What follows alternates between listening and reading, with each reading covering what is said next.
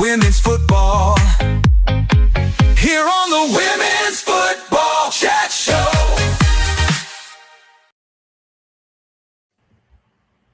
Hello and welcome to the Women's Football Chat Show, where, as you can see, I'm joined by the American again. Hello, Catherine. How you doing? Hello, Laura. I'm doing pretty good for Saturday. It's Saturday. Yeah, Yeah, Saturday. can't complain. Still Um, Saturday. About to change for me. It's a late one for me, so it is. So yeah, if I can get the stream up, then we will be doing a USA versus Japan watch along. But I'm currently trying to find for one at the moment, so it may take a wee while for me to tune in. But yeah, I can't I'm get not, in. I'm not struggling to get a stream, but then again, it is USA playing, and I am in USA in the US, so probably helps that I can at least watch it. But I don't know. They've got the pregame on, and they've got one of the players mic'd up. Sophia Wilson is doing she's warming up and walking the pitch and giving an interview at the same time. Oh, it's all right. Um, Come to my rescue. He is going to sort it out for me. So yes, uh, he has come to my rescue. Hopefully, he has found a stream where I can watch along with you. So it is.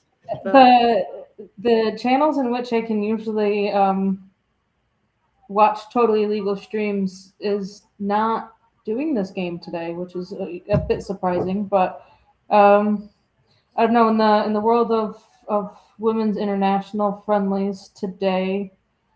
Canada just wrapped up against Zambia. Sorry, they won 4-0. Two players with a brace for both of them. So Canada did pretty well. Brazil is kicking off in 4.5 hours. They're yeah, playing South Korea. Australia beat Malawi 5-0. Kenya beat India 2-0. Those are the FIFA series. Canada is, I think, in Brazil. we'll be watching the game along with you. um, They've currently got it on Sophia Wilson, so they have. yep, So she's talking to good old Julie Foudy there. I think that's her. she's wanting to off on the pitch. I am going to try and find the US lineup, and then I'm going to try and find the Japan lineup, and obviously we'll let you know who's going to be starting for the two teams. So we will. Bob and SofaScore have them both, so that might make it a little bit easier. No worries. All right. Let me see. You have done pretty good. All right. Australia won earlier on as well. They won 5-0, even though live score Even though told we played Africa. Australia got beat. So they did. Yeah. USA Women's Okay, so we have Shannon Box, unnamed lady, Becky crap, what's her new last name? Becky Sauerbrunn and Julie Foudy. Why can't not her new last name? Becky Sauerbrunn has been married for a while. She's just stuck with her maiden name while being a professional player. Not please. I am not a fan of how the US released their starting 11 graphic. They did it in number order, instead of like by position. So you go Claudia Dickey, she is the goalkeeper, and then you go Trinity Rodman. You go goalkeeper, and then winger, attacker, wherever she's playing today. And then, don't worry, it looks like Emily Fox is playing out on the wing. So, to be fair, that's kind of how she plays anyway. So the way LiveScore has got it set up is as a 4-4-2 for the USA, and then obviously Dickey starts and goals for them unfortunately for Arsenal, Emily Fox starts, Naomi Gurma, Wesley Thompson, and then obviously in the midfield, we've got Trinity Rodman, Lindsay Heaps, Sam Kofi, Alyssa Thompson. Hopefully no one pulls her hair. Sorry, I just had to get that in. Rose Lavelle and Sophia Smith obviously starts for them. I think that Rose Lavelle might be dropping back a little bit more, and it's going to be like Thompson and Wilson as the front two more. I mean, but then again, whatever the heck Emma Hayes is doing with this formation, I don't think she has a set formation. And I mean, it is a friendly, but you are also going up against one of the other top teams in the world right now, who just came off of winning a major trophy. Yeah, So Japan have obviously just won the Asia Cup. They won in the final against Australia. So let's not just brush them aside that it's going to be an easy game for the USA. We spoke about it on last night's show that obviously the USA used to be one of the dominant teams and globally, and now all of a sudden the other teams are starting to catch up to them, which means like England, Spain, Japan even. I think Japan are going to be a really hard team to beat in the World Cup next year. So I mean, let's not discount Japan either. They have a World Cup themselves. So I think Japan, especially in the last probably World Cup cycle, they performed well, but they were kind of going through that rebuild, and now they've hit it, and now it seems to be like they are really finding their stride. Because I'll be honest, yeah, the Team USA, they went hella strong today, but so did Japan, and it's not going to be a walk in the park for the US. I'll obviously read out the lineup for Japan as well. They start with Yamashita in goal. They start in left back and right back. Sorry, Minami. I'm really sorry if I butcher these names, right? But Takahashi, Toga, Kikwana, Tini Kwaka. I don't know as I say. They've obviously got Hasegawa in midfield. Let's not brush aside Hasegawa and what she's done for Man City over the last 2 seasons. I think she would be a really good fit for any team that she fits in. Nagamo, Mizawa also as well. Mia Hazawa for Man United. Like she has also been a superstar for them as well. Taking off that Arsenal cap and being really honest. Fujino, obviously up top, and Matazukubu. Yeah, and that's the Japan lineup. So, as I say, like this is a lineup that won the Asia Cup recently against Australia, and let's not put it wrong. They played Australia off the park at times, and I think Australia really struggled. So they did. But yeah, it'll be an interesting game tonight, even though it's a friendly, but it'll be a good link up between the two teams, considering Lindsay Heaps still thinks that the USA can come into competitions and beat the likes of England, Spain, Japan. So Lindsay Heaps thought that the US women's national team could play in the Euros and win the Euros quite comfortably. But yeah. I would like to go back. And I mean, I know that she said this in like the past 18 months, and it's a very different squad than the 2023 World Cup. But you go back to that 2023 World Cup. As the American, I had like zero faith in the manager at that point in time. I'm like, I will not be surprised if we don't make it out of the group stages. That is how, not because of the players, it was more how they were being managed. And it seemed to be very much stuck in like the old guard. And yes, they made it out of the group stages, but then they ended up getting knocked out by Sweden. They thought that Sweden was going to be a walk in the park. It wasn't.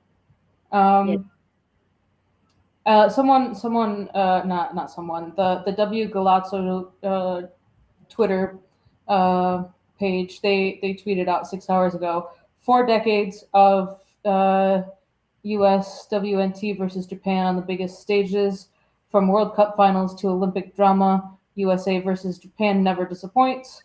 USAWNT leads the all-time series, 32 wins, 2 losses, 8 draws, with 3 friendlies on the horizon. You can clearly tell that yes, the U.S. is very much favored when you look at everything historically, but that's over 40 years. That's not over the past 5 years, and they haven't. I don't think they've played each other often in the last 5 years. And I mean, even then, it seems to be U.S. dominant, but this. I'm seeing one goal games.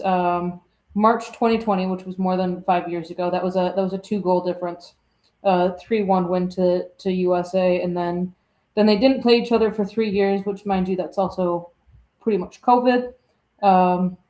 February 2023, you've got 1-0, 2-1, 1-0 to the US.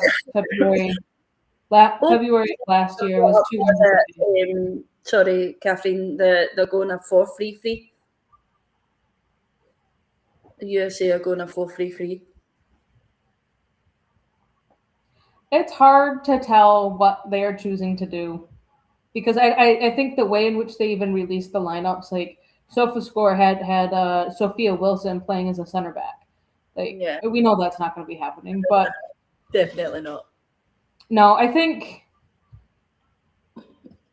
we as Arsenal fans know the quality and the headache that Yamashita can create. And she's only faced one player in this squad. Even Miyazawa, Fujino, and Hasegawa, they've only played one player in this US lineup so far. Yeah, but let's not forget she also plays with one of those players as well. well. Sam Coffey, like, she none of the 3 City players that are currently starting for Japan, they have not played with Sam Coffey much, because when she signed, it was during the Asian Cup or the Asia Cup. Yeah. So, like, Sam Coffey was kind of brought in to try and fill that Hasegawa gap that was thrown in there. And speak of the devil, she's now doing an interview. Oh wait, I forgot. Naomi Girma, who has just been like completely absent. I forgot that she's starting today, and she also plays for Chelsea. And Alyssa Thompson, that tells you, how much I pay attention to teams in the WSL outside of Arsenal. So what about, obviously, let's talk on Naomi Girma a little bit, and obviously the WSL, because let's face it, she's come to Chelsea. She was obviously rumoured to be going to Arsenal. Arsenal obviously didn't pay up the money that she wanted. Sam Coffey? Decided, no, Naomi Girma. So she decided, you know what, I'm going to go to Chelsea. They're giving me the money I want. And then has an absolute terrible season with them. Like, I honestly I was injured, and I was acclimating. Oh, bullshit. Yeah. Let's face it, the first couple of months that she arrived at Chelsea, she picked up an injury pretty quick. I think she found it really hard to settle in with the tempo of the game and stuff. And then she has come back from whatever injury she suffered last season and hasn't quite hit the ground running. And we were talking about this previously on one of the other podcasts that we obviously do. But we honestly, we said that you're either coming over here from overseas, from a different league, the way Emily Fox has come in, or you're coming over here overseas the way Naomi Gurma comes in, because one way or another the league is either A, too fast for you, or too slow for you, which I find is maybe how Emily Fox may feel sometimes, that the games are too slow. But Naomi Gurma just hasn't settled in at Chelsea at all, I don't think. And for £1 million, I think Chelsea may feel a little bit robbed there, and I'm saying that as the reactions I've seen from Chelsea fans on obviously X, that they feel like Naomi Gurma has slightly robbed them. And you know what? Like, sometimes you think as an Arsenal fan, yeah, maybe it was best that we didn't sign Gurma, but maybe next season, I think she's still got a season left in her at Chelsea. Maybe next season she'll kick on and be the best defender in the WSL. But at this moment in time, I don't think Naomi Gurma has quite settled into the WSL at all. No, and she was at San Diego, I think for their inaugural season, and she had Casey Stoney as her manager. Yeah. And then the board of directors did some stupid ass shit, and while their head coach was back in England dealing with family problems, they said, "Good luck, you're gone." And a family funeral, wasn't she? Like, yep. And yes, she was there with the entirety of her family, but her life was in San Diego, and if you no longer have a work visa, you're kind of SOL. So they fired her while she was not even in the same country. They brought in, they had a couple interims, and then they brought in Jonas Eidevall after Arsenal sacked him. I think he went jobless for like 2 or 3 months. So it wasn't that long. So, like, I mean, if you just look at the coaches that Gurma has had, she went. She had someone that used to manage in the WSL. Then she had someone that just got done managing in the WSL.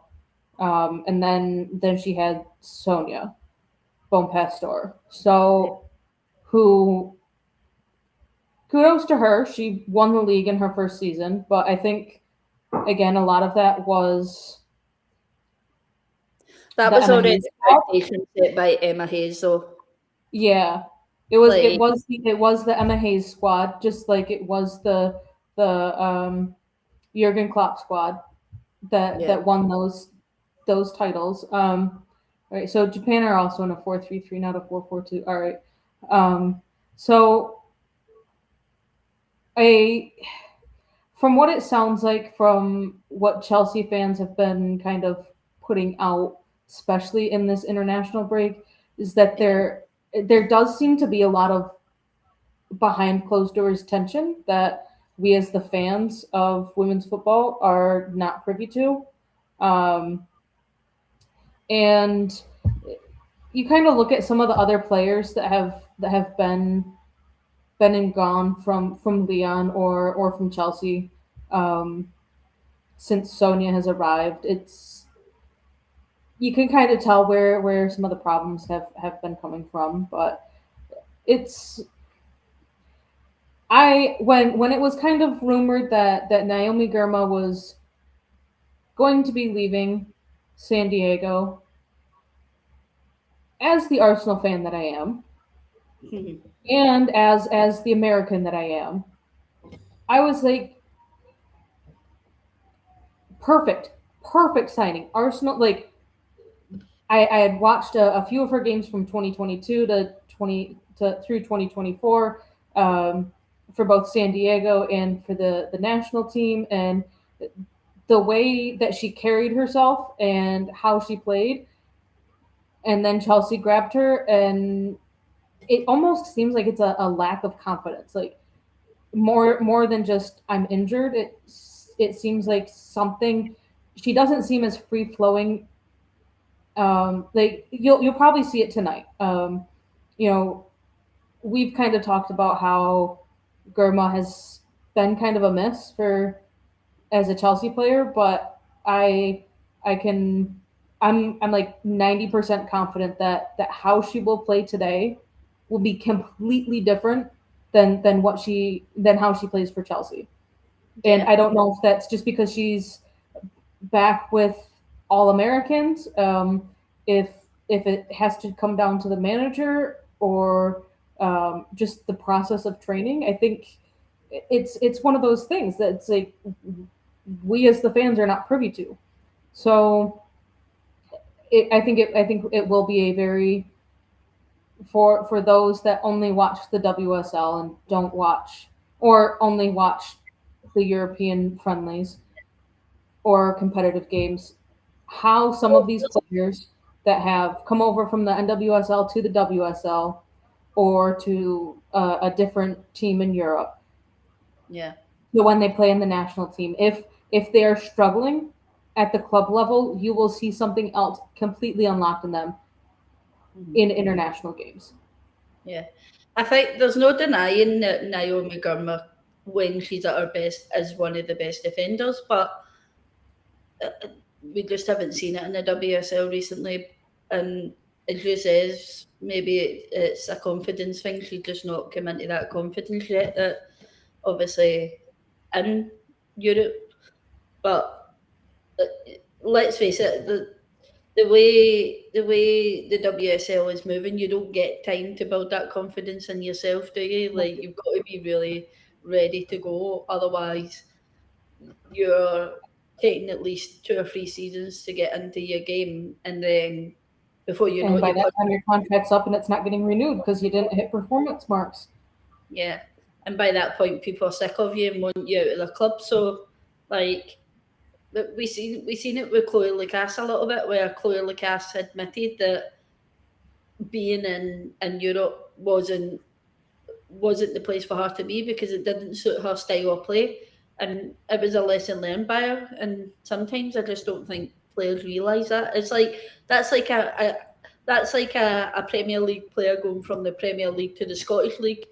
In the Premier League, you get so much time on the ball, but you come to the Scottish League, you don't get that amount of time on the ball at all. So, like some people will say, you know what, the big switch to either side is a massive um, difference. And as I says, most people will say, you know what, like um, American football was kind of slow and it's a bit more it's a bit more different to obviously um, European football because let's face it, the NWSL doesn't have as much competitions as the No. WSL has, does it? It just has one competition all the way throughout. Where They added in they've added in a couple. They do have a domestic club that a domestic competition that I think you could kind of equate it more to like the Subway Cup,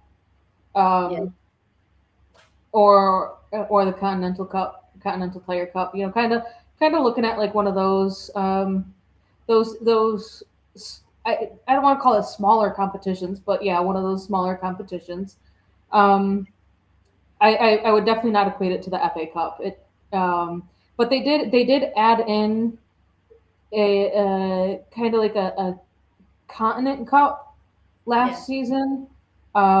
They had them in group stages. There were, I think, at a certain point, you had to be in like the top six or the top eight in the NWSL standings, and then I think it was primarily between the U.S. and uh, Liga MX, the Mexico League. yeah.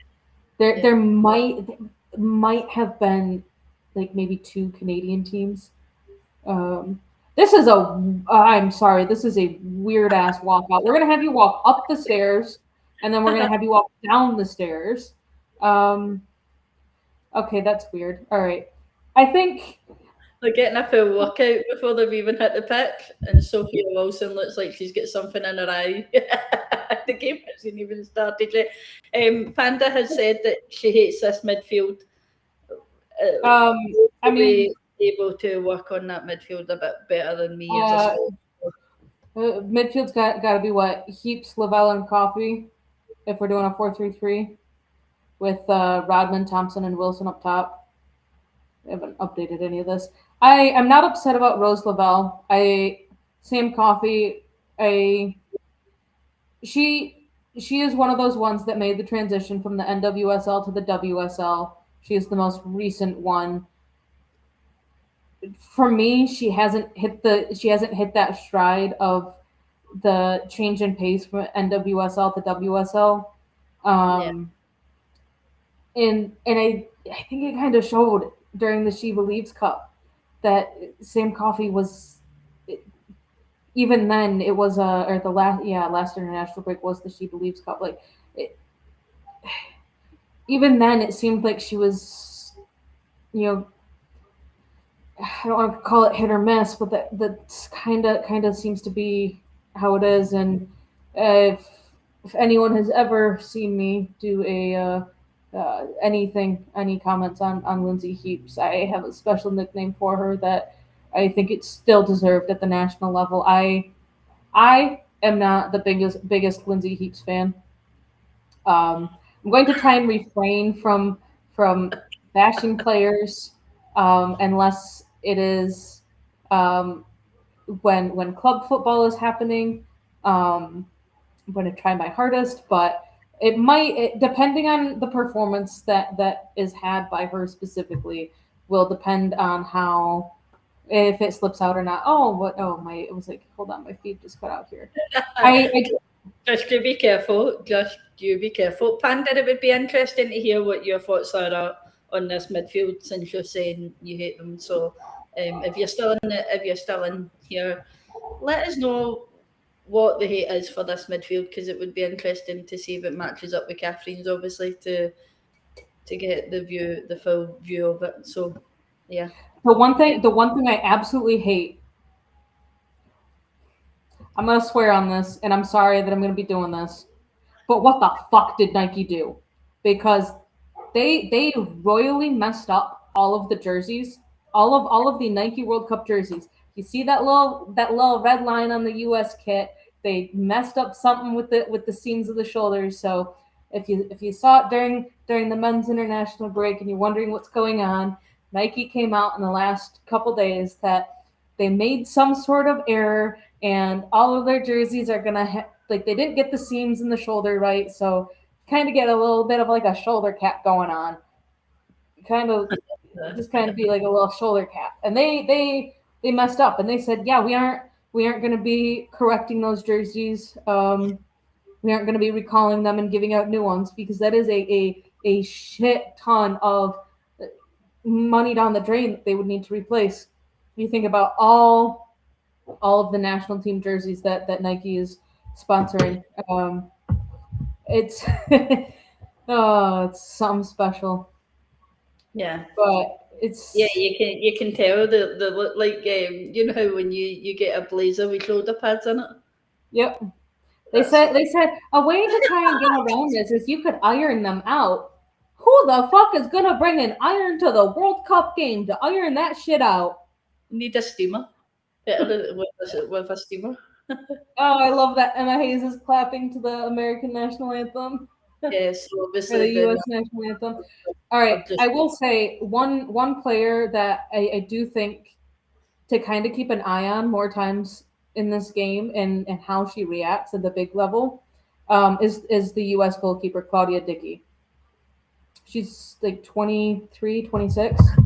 Um, I based off of the squad and I think how they perform, and I know that the World Cup is still over a year away. I think if all of these players can stay fit, that this would be the primary starting 11, which is saying a lot considering that it doesn't even seem like the goalkeeper situation has been dealt with since Alyssa Nair has retired from international football, and I think Claudia Dickey could very much take over.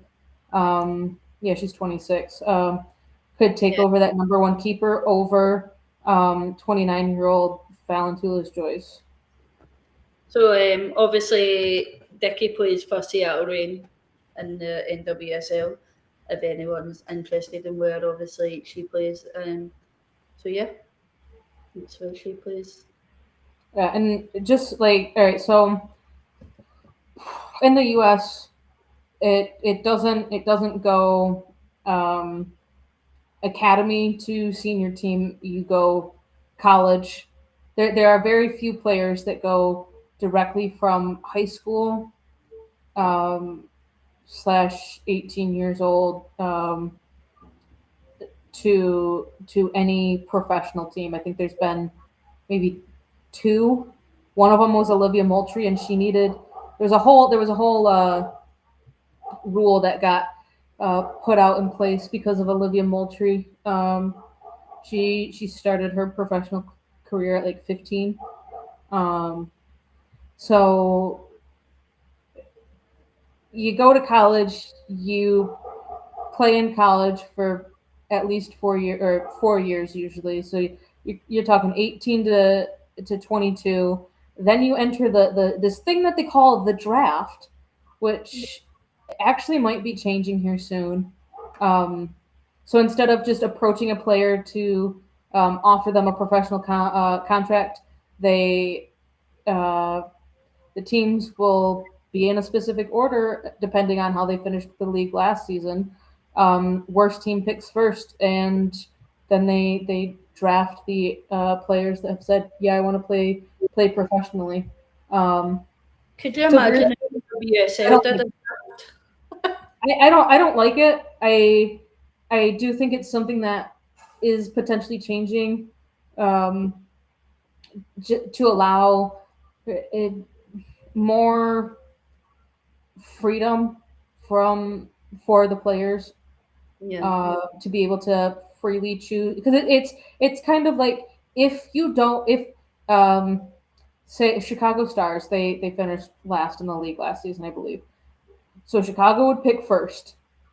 If Chicago said, um, hey, I want to draft you, Laura, and I want you to play for us in Chicago, you are now pigeonholed to say, yes, I agree, and then that's it. Like you cannot say, well, I don't want to play for Chicago. Would rather play for Seattle. No, you're kind of pigeonholed there. yeah. So we are at kickoff. USA is in their away jerseys today. Their World Cup away jerseys, which are navy blue with some stars, kind of I guess shadowed in the back on them. In Japan are in white with black shorts, I think.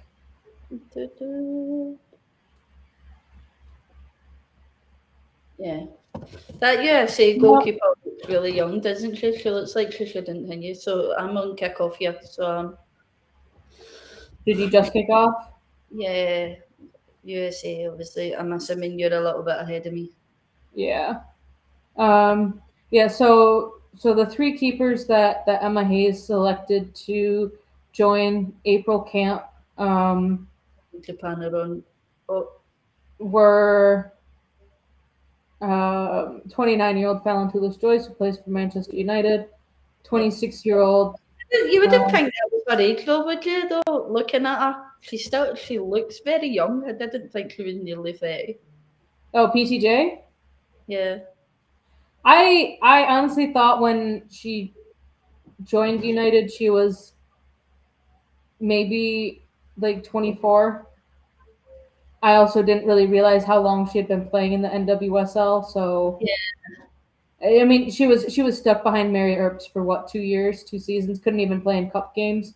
Um, so she's 29. Then you have Claudia Dickey, who's 26, and then the third keeper is 23 years old. Um, she'll be turning 24 sometime this year. she's a baby. Japan. Avery Patterson. She was born in 2002. Oh, Yeah, she's turning 24 in June. So she hasn't. I was gonna say she hasn't played many games this season, but then again, the NWSL is only 4 to 5 games in. So yeah. James, to answer your question, I think it. I want to say it's going to be like any other World Cup game where it's just the two anthems for the two teams that are playing. But honestly, wouldn't be surprised that if certain people attend non-USA games if they play three anthems. But I'm anticipating it will be like any other international game where they will just be playing It's went out. the two anthems. Looks like I think Japan. so far in the first 3 minutes, Japan have shown the most attacking Yeah. prowess here.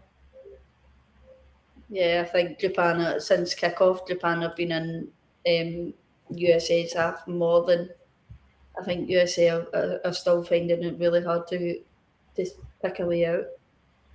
What is Yeah. what is What is Emma Hayes wearing? I don't know what that woman wears. She should have a cowboy hat on with that shit. Yeah, Lee Parker. Like USA have carried it into Japan's half, but looks like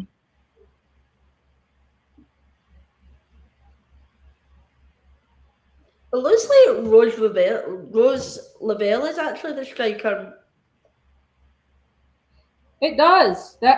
That's interesting. All right, there's a little bit of a mistake, but Rose Lavelle tries to take it around the keeper, but the keeper is able to get a foot to it to grab it. I like the you're gonna get a zoomed in clip here. I like the Japan keeper kit. All right, so it was a soft pass back to the keeper. Rose Lavelle goes to try and pounce on it, gets her foot on it, but the keeper then gets her foot to it to stop what would likely be a goal. Yeah. And picks it right up. So I like the Japan keeper kit.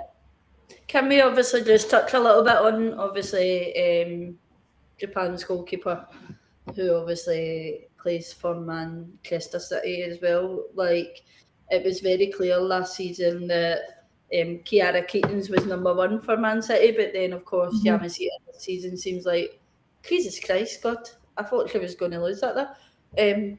But it looks like Yamashita has obviously claimed that number one spot at Man City, doesn't it?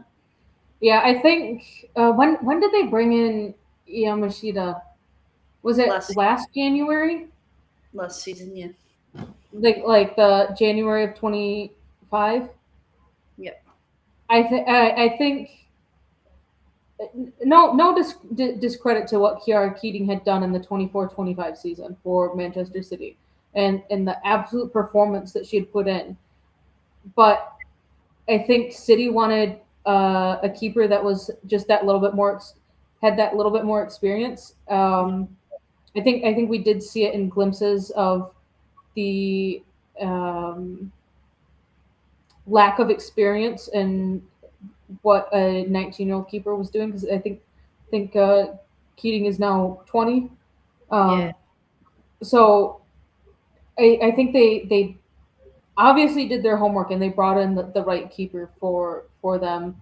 I think it was starting to maybe bleed in a little bit in some of the other games last season for Yamashita playing, and just the experience that she can provide. I think they kind of just wanted Keating to maybe just have have someone just to learn from. Yeah. Because she kind of just got thrust into the role. I don't even know who the City keeper was 2 seasons ago, but they left or were injured or something. And then Kiara Keating was just like, okay, this is yours now, because we didn't have time to replace the other keeper with someone a little bit more experienced. So we're going to try and do that, but you got to hold down the fort for now. Yeah, I don't think Man City prepared themselves for Ellie Robert leaving as quick as she did. But and then obviously Kiara Keaton's had been thrown into the mix. But I think at first Kiara Keaton's had something to prove, and that's why she did come in so good. But then as the season got on, problems started to arise with Kiara Keaton's, and you could see the lack of concentration she had sometimes with some of her decisions that she made. So I think Manchester City then obviously brought in Yamashita in the January transfer window last season, and thought, you know what, like we have to really do something here, because we can't go forward with Kiara Keaton being the number one. So I think that was the problem between Man City and Kiara. 1-0. US have a free kick. Sam Coffey to take, crosses it in. Another little bounce back cross, takes deflection off. 1-0. Rose Lavelle with the goal, or it could be marked down as an own goal. So 1-0. That comes like at 8:10. I am trying. Yamashita couldn't do much about it. She, all right, Rose Lavelle knocks it with the outside of her foot. Yeah, Yamashita might have seen it too late. It goes off number 5's hand, but her hand is in a natural position in front of her body. Like she wasn't trying to move it. It just kind of hits and deflects off of her. And it ends up deflecting off of her body into the side netting of the inside of the goal. Otherwise, I think it could have potentially been. It could have been saved. It also could have been a blocked shot from a different defender. It just so happened that it deflected off of one defender into the back of the net. That was a good ball in from Sankofi though, but like that ball had such swivel on it that it looked like it was going out at first, but it obviously comes to somebody at the back post, and they obviously get it back across and to Rose Lavelle, who obviously takes a shot off the side of her foot. It is a deflection into the Japan net. So yeah, I will be interested to know how they classify that, because I mean we never know how it's going to be classified, whether it's going to be with a deflection off of the defender like that, if it will be counted as an own goal or not. I wouldn't even class that as an own goal. It's Japan's number 4. Number 5. In the lineup, was it number 5? Number 5. Yeah, I wouldn't say that was an own goal. It was. Oh. To be honest with you, I think Rose Lavelle actually meant for it to hit the back of the net, but I think she's. No, I think Rose Lavelle was trying to maybe hit it with the inside or toe poke it. Yeah. Not the outside. I think she kind of mistimed it there, but it's come off the outside of her boot and went in, obviously. Yeah.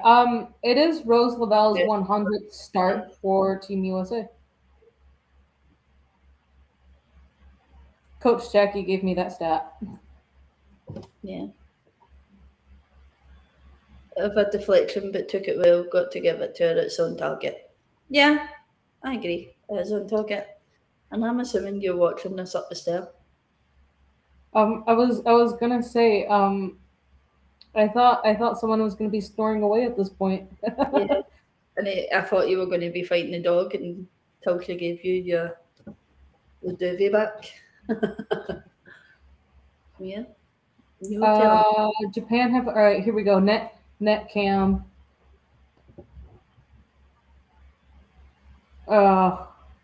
They've got a camera in one of the goalposts that's inside the net, and you just see how that defender reacts after she realizes the ball goes in.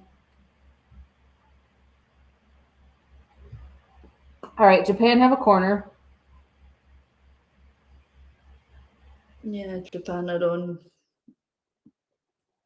Hasegawa picks it up in midfield. Here it comes. Lindsay Heaps dives to header the ball. Rose Lavelle ends up. Hasegawa look like she's defensive midfielder for Japan. I think she usually. I feel like that's even how she started for at City, was a CDM.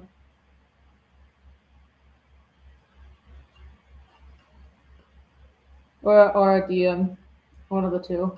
Yeah.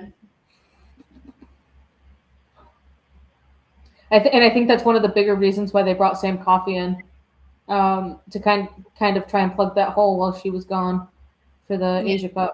All right, Japan are on the attack. A little flick back to long range shot. Oh, right at the keeper though. Good save though. Do you Dickey see Sam swallowed Covey it.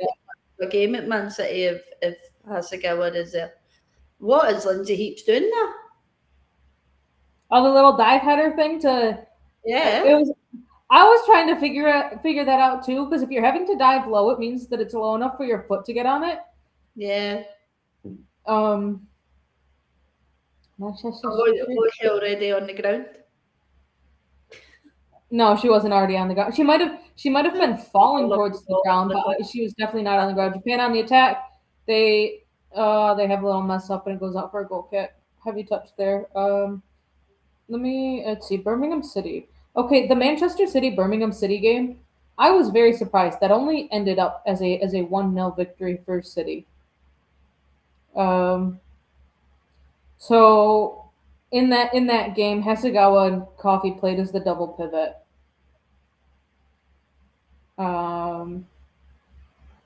Yeah, it looks to me like that's what that is how City is going to be playing them together. Yeah, double pivot. Yeah.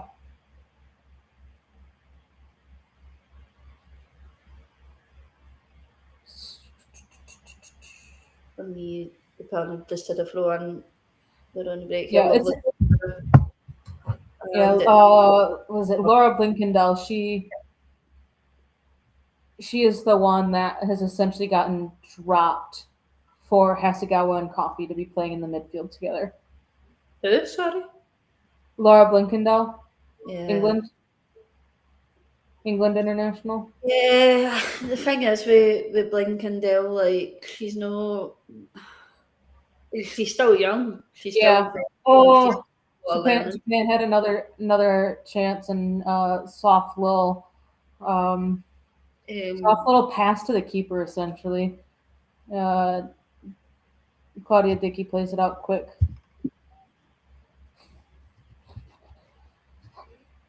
USA are playing with a bit of fire in their own half here. Mm-hmm.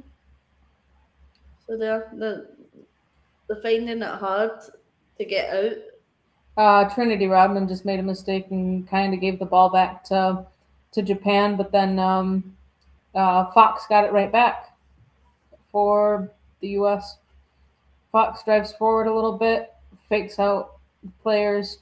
All right, see, they're kind of all right. So the U.S. is kind of in like a back three. Yeah. It almost seems like they're doing like a 3-4-3. A bit more that shot from Japan there, and that would have been in, I think. Which one, the laser from outside the box, or the one inside the box that was kind of passed right to inside the box where the three defenders. Not enough on it. Yeah. I think Emily Fox got back in time just to take the ball off her. Well, yep. Not take the ball off her, but Jesus Christ.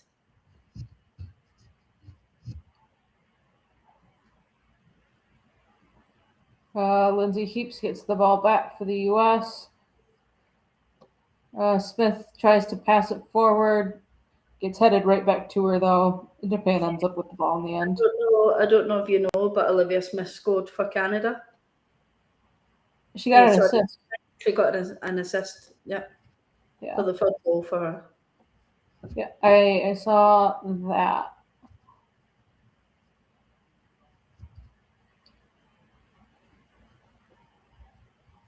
So it is.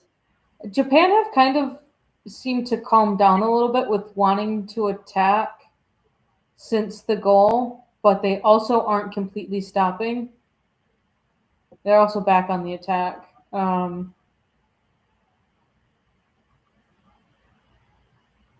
Okay, I can't tell if fans are coming back to their seats from like some sort of Yeah, I noticed that behind the US goal. Oh, Yeah. trying to get it. Where are they? Oh, San Jose. They're in San Jose, California, at the San Jose Earthquake Stadium. PayPal Park. I wonder if there's like a little outdoor park thing that's over there. All right, so it's the capacity at the park is 18,251. Haven't seen the whole stadium, but I would say it's at least 60% full.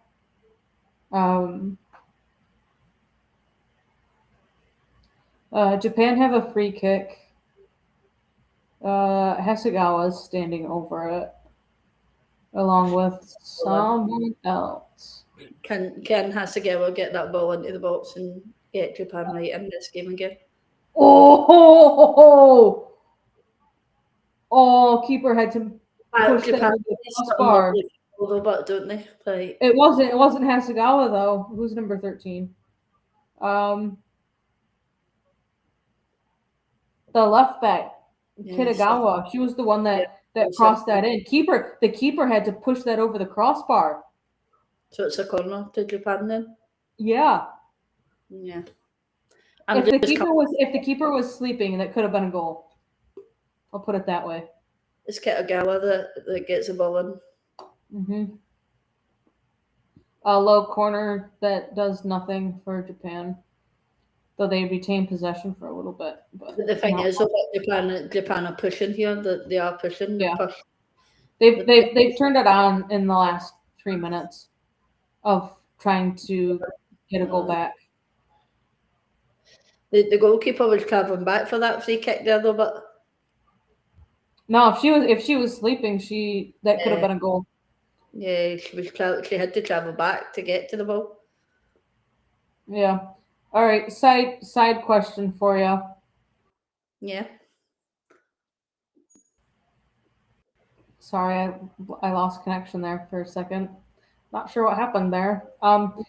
Side quest question. Relating to the men. Celtic 3 points behind. Think they'll win it?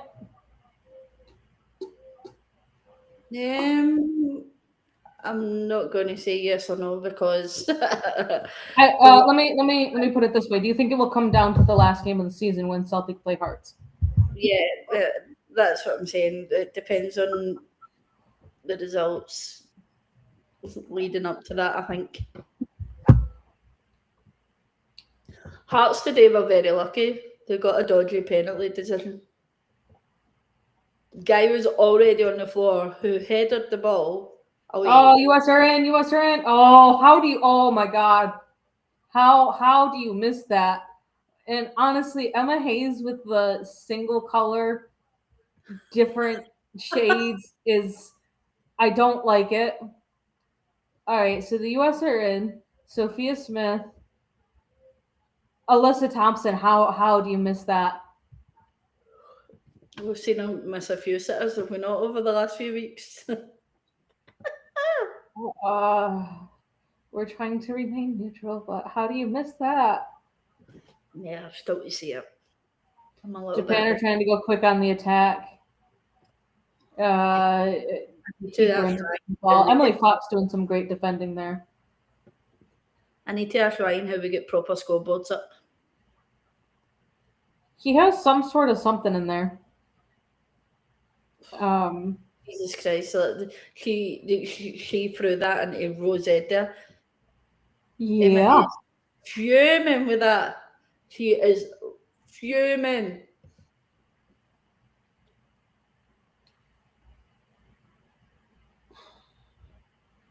She's not happy, but that was a good ball from Sophia Wilson. I keep going to call her Smith, but she's not Smith anymore. I still have to. The one that I dislike the most. Japan had it all the way up the pitch. Oh, and you could have still stuck with your little pew. Emily Fox had to do a lot of defending there. A lot of defending to stop Japan from scoring that goal. Yeah, you could have still had pew pew pew, but instead you said no. I'm gonna take my baseball star husband's last name and be Swanson. Do you know how? Still could have been pew pew pew pew. Pew pew. Yeah, she's not back either yet, is she? No, she just had her baby not too long ago. In the pregame, they said Sophia Wilson, U.S. are on the attack. What a shit pass there. Oh, you needed to go forward with that pass, not I've seen the backwards. I've seen the Emma Hayes of Sophia Smith's or Sophia Yeah, Wilson. so she had her baby September 2nd, and she was back in a game March 6th. So 6 months. I think three months off with the baby for maternity leave, which is like standard in the U.S. is 3 months. And then That was such a nice cover by Emily Fox, by the way. It's replaying that defensive cover by Emily Fox. oh, and she does it again. There we go. Naomi Gurma decides to use her legs and race out. Oh, that is a terrible pass. Why? Yeah. Am I right? Like she passed that backwards, not That forwards. was a terrible pass there. I wonder if she mishit it, like if it came off the wrong part of her boot. Shit, I forgot what I was saying.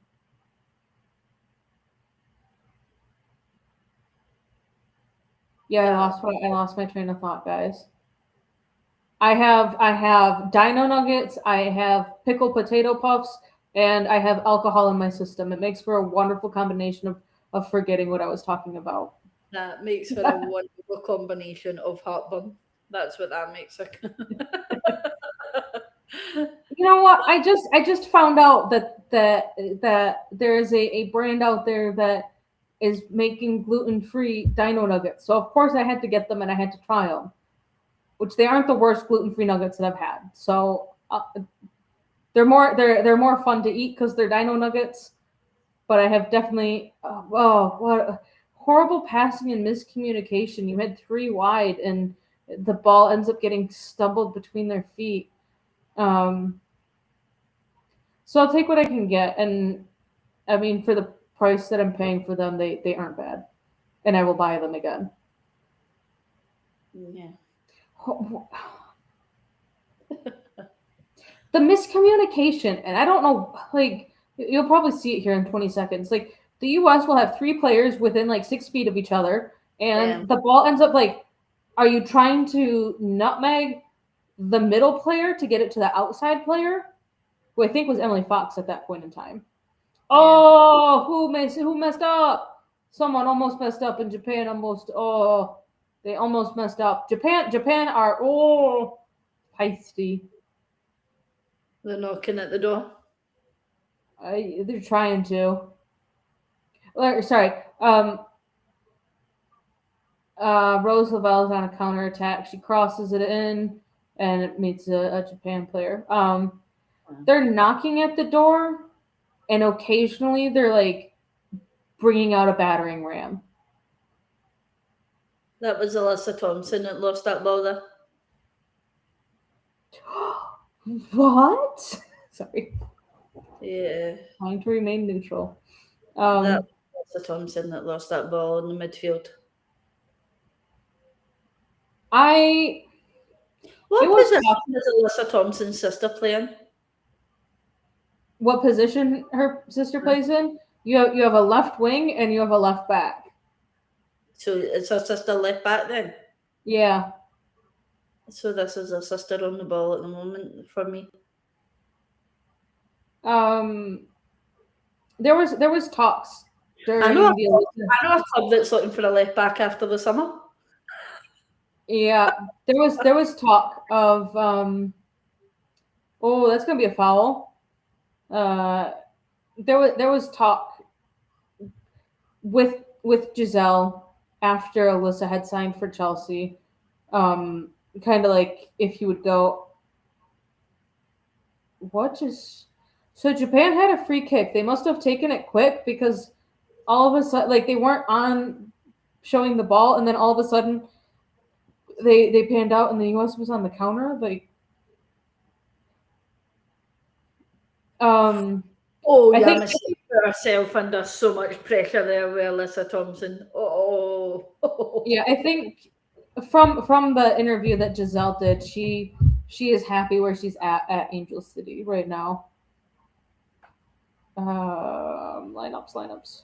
She's still very young as well, though, but isn't she? Like, I was Okay. still saying Alyssa Thompson is still really young, but Yeah, so Alyssa is 21. She was born in 2004. Her sister is born in 2005.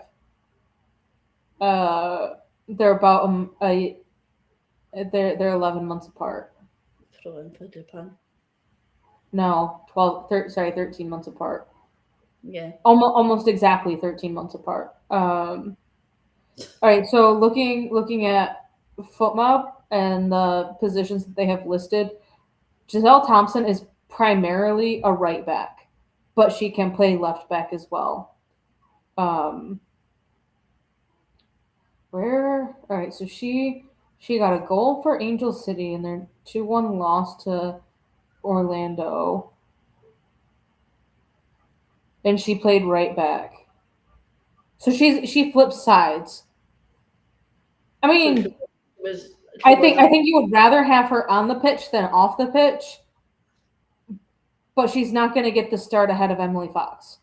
So she was in like a truly competitive game. All right, Roosevelt goes out wide to Sophia Smith. She's in the box. Sorry, Sophia Wilson. She gets a cross/shot off, but Yamashita gets the ball right up. Yeah, so she plays as right back for Angel City.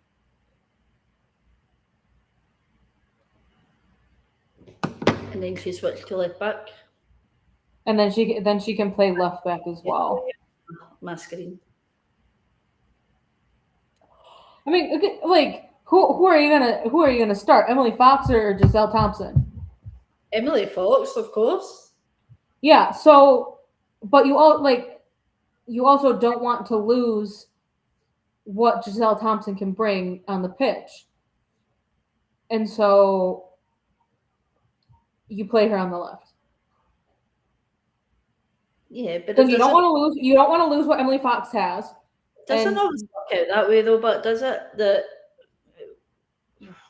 Yeah, like that's like putting Emily Fox on and left back to put Taylor Hines in right back. Like it doesn't work. You know, Emily Fox can't play on a weaker foot. Not unless she's really talented and can play on both like foot. Giselle Thompson is a right-footed player. Yeah, so Emily Fox is a lefty. Yeah. So it's easier. The only other left back that they have on the pitch, on the bench, true left back is Lily Reel, plays for Gotham.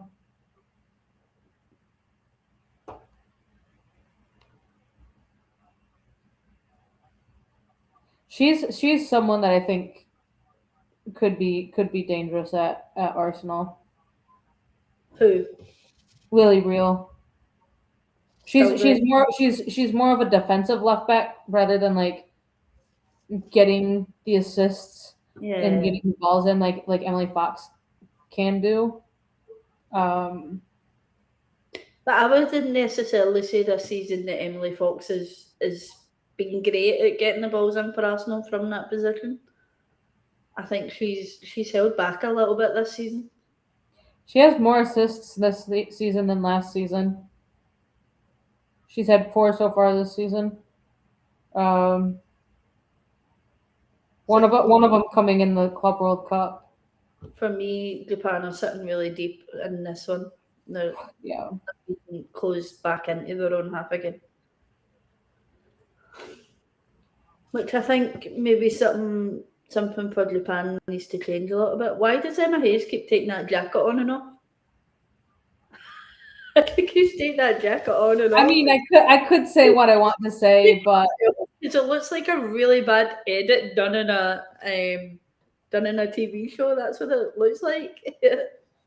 I mean, the only thing that I can think of why you would be taking something on, like taking a jacket, like on and off, is you're having heat flashes, which then means you get super cold afterwards, apparently, or something like that.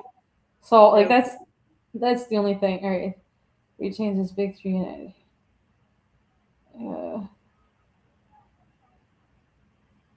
Interesting. All right.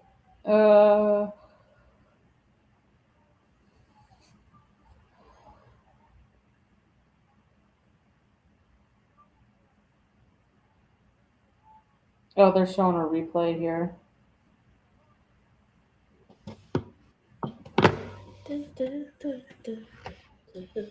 Oh, there's too many people.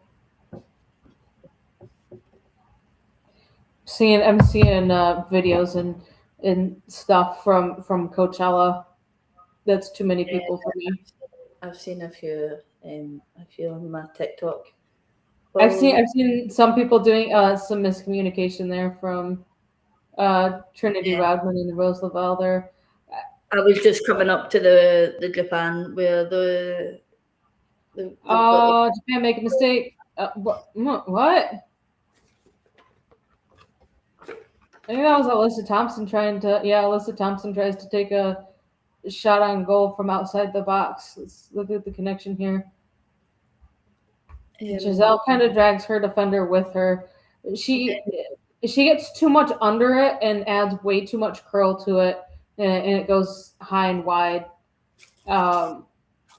You look at it on the replay in the angle in which they show it looked like that she could have gotten that top left corner, but she put way too much curl on that. Yeah. Oh, someone's doing their laundry. It's on the spit table. What's he eating? A tea cake. What the fuck is a tea cake? A tea cake is like a chocolate biscuit with mallow in the middle. Creamy mallow. Covered in chocolate. All right. Oh, I could go get those. No. I don't feel like moving right now. I've got my snacks. I'm possibly going to need a lot of sugar to keep me awake. Because it's like if this game doesn't start turning up a little bit. I mean, I wouldn't say it's a boring game by any means. It's a very physical game. Yeah. Which can always be a dangerous thing, especially for the 4 players that they have playing in Europe right now. With 5 players. 5. Can we just talk about how these 2 teams are going to play 3 times in one international window? I definitely think that Emma Hayes saw that this was a 3 match limit and said we're gonna take this right up. Why wouldn't you schedule 3 different teams?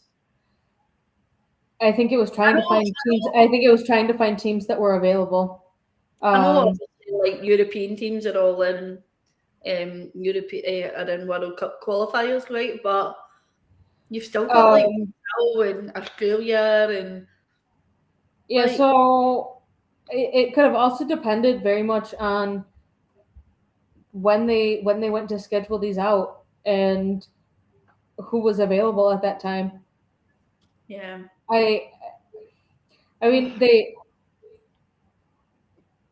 might have been able to play Mexico. I haven't seen Mexico up anywhere having played today or anything.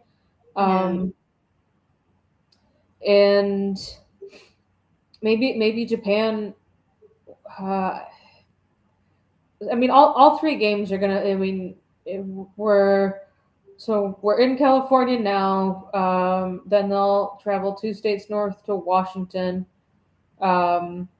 and then they'll travel east to Colorado. So I mean, these are all West Coast games, and given that they're playing Japan for all three of them, it really just seems like they picked the I guess the in between Yeah. between Japan and the East Coast. But then you think, like, it could have been switched round. Like, Canada in the next game could have played Japan, and then I think Zimbabwe, Canada is in Brazil though. and then USA could have obviously played, like, Zimbabwe. Like, that. I don't understand why. Zambia, yeah. Yeah, sorry. So Like, Canada in the FIFA series, Brazil. yeah, So FIFA series, they've got Kenya. Let's see, was this one played in Kenya? Yeah. So it looks like the FIFA series semifinals. You've got Kenya, Brazil, Thailand, Ivory Coast, yeah, and for whatever this FIFA series is, um, and what these are. So see, we had Canada today, and then Canada play again on Tuesday, and again on Saturday. So Canada is another team that is doing 3 games this window. So Canada is playing. They played Zambia, then yeah. they play South Korea, and then they play Brazil, and all of these games are in Brazil.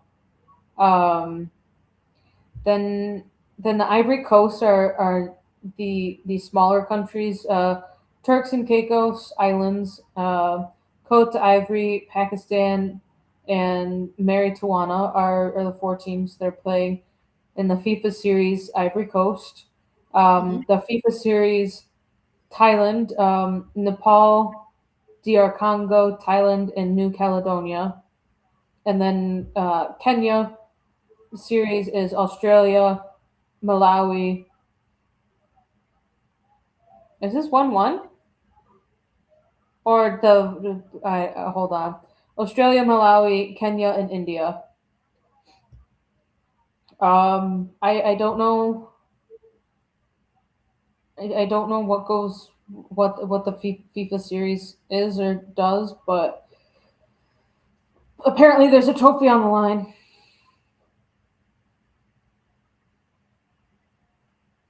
Did you say it was 1-1?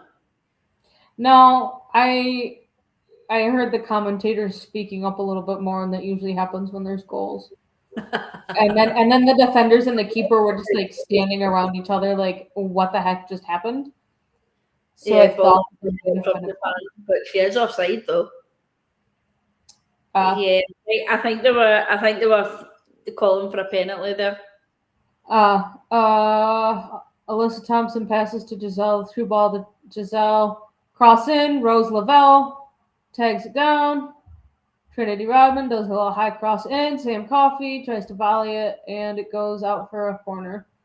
And Emma Hayes is pumped up that there's a corner. Okay, those pants that she's wearing, it almost looks like if you were to poop your pants, no one would be able to tell. I'm sorry. Giselle Thompson there really.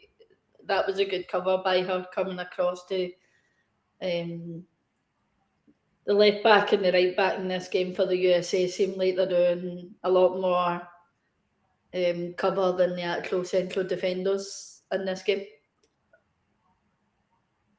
Yeah.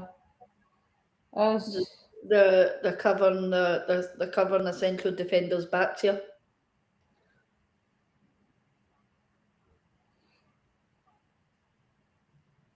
Yeah, USA played a lot about with that ball in the box, didn't she? And then Sam Coffey just comes right in and boots it right out.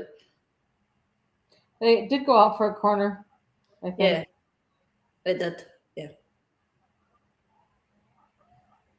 Lindsay Heaps was calling for that there, but we know that she probably would have tried to bicycle kick. She has tried so hard in her entire career to try and do a bicycle kick, and it's never worked out for her. She's gonna get one before she retires. I think as soon as she gets one, she's gonna retire. All right, like- Roosevelt with a nice little cross in. Japan gets a head on it, and then Japan starts on a little counter pressing here. Japan. And we have a free kick to Japan now. Lindsay Heaps takes out one of the Japan players. Oh, my dog is wanting another seconds. No, sorry, your table was moving and doing the friction vibration move. 2 seconds. Come on in, Misty. Come. Come, Misty. Hurry up. Misty. She's looking about as if to say Misty. who is shouting on me. Come here. Come see. Hurry up, quick. Come. Misty. Come see. Everyone say hi, Poppy. Hi, Misty. Say hi. Hi, Misty. Hello. Hi, Misty. Hello, girl. Misty. See, I should be sleeping, but I'm not. What you wanted I to should do? be sleeping, but there's sounds happening. Misty. I can hear an American. She's like, bonjour, I French. What are you doing, girl? Mummy's staying up late to watch football. She's like, why Emily Fox. Oh, Emily Fox. Oh, the woman you are. She just completely dances around 3 players and says, no one's going to come help me out. I'm going to bail myself out. Have some of that. It happens around the 44-minute mark.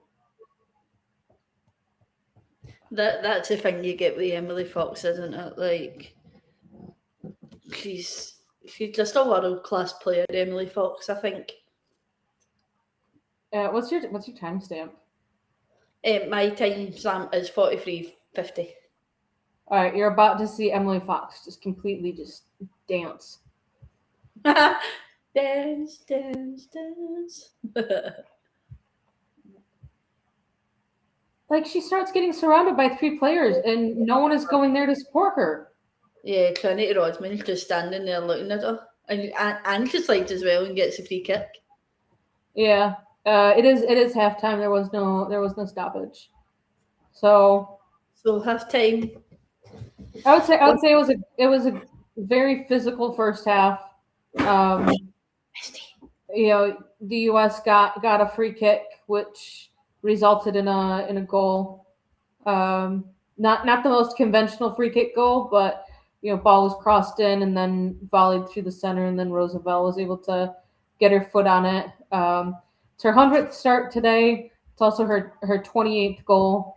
That kind of tells you how her role has kind of, I guess you could almost say, changed. I think Emma Hayes has been wanting her to push forward more, rather than play as a defensive mid, a little bit more of a defensive mid. So, you just got done running around for 45 minutes, and now you're going to climb 23 stairs to go down 23 stairs to get to your dressing room. It's Is such a is that still a team in the NWSL? The San Jose Earthquakes is an MLS team or a USL team. They're San Jose closest. They've changed their name, haven't they? Are they still under Michelle Kang or? Michelle Kang is the Washington Spirit. Yeah, was she In not Washington, D.C. the owner of them before? Have I picked that up wrong? Because they used to be under the Leon group before. San Jose?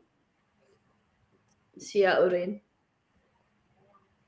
In 2020, the OL group, the parent company of French clubs Olympique Lyonnais and obviously Olympique Lyonnais Femin became the major owner, and team played as OL Reign from 2020 to 2023. Oh, yeah.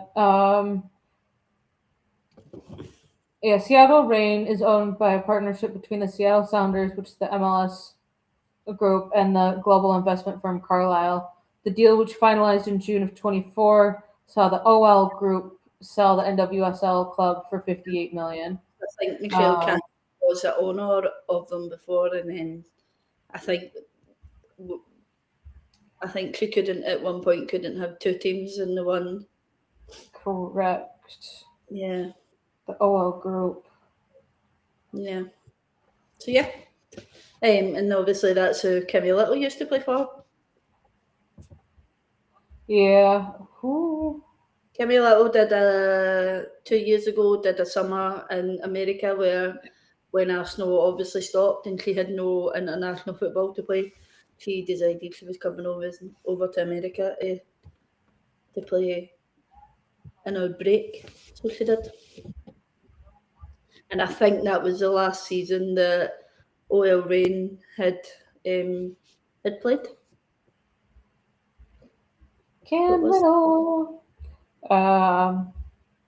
2022. So it would have been I think maybe one more season after that, because and NWSL is calendar year essentially is the best way to look at it. It's a calendar year. It's not European football where you're crossing over, the 24-25 season. So let's see. Let's run through Kim Little's career. Joined Arsenal in the 2009-2010 season.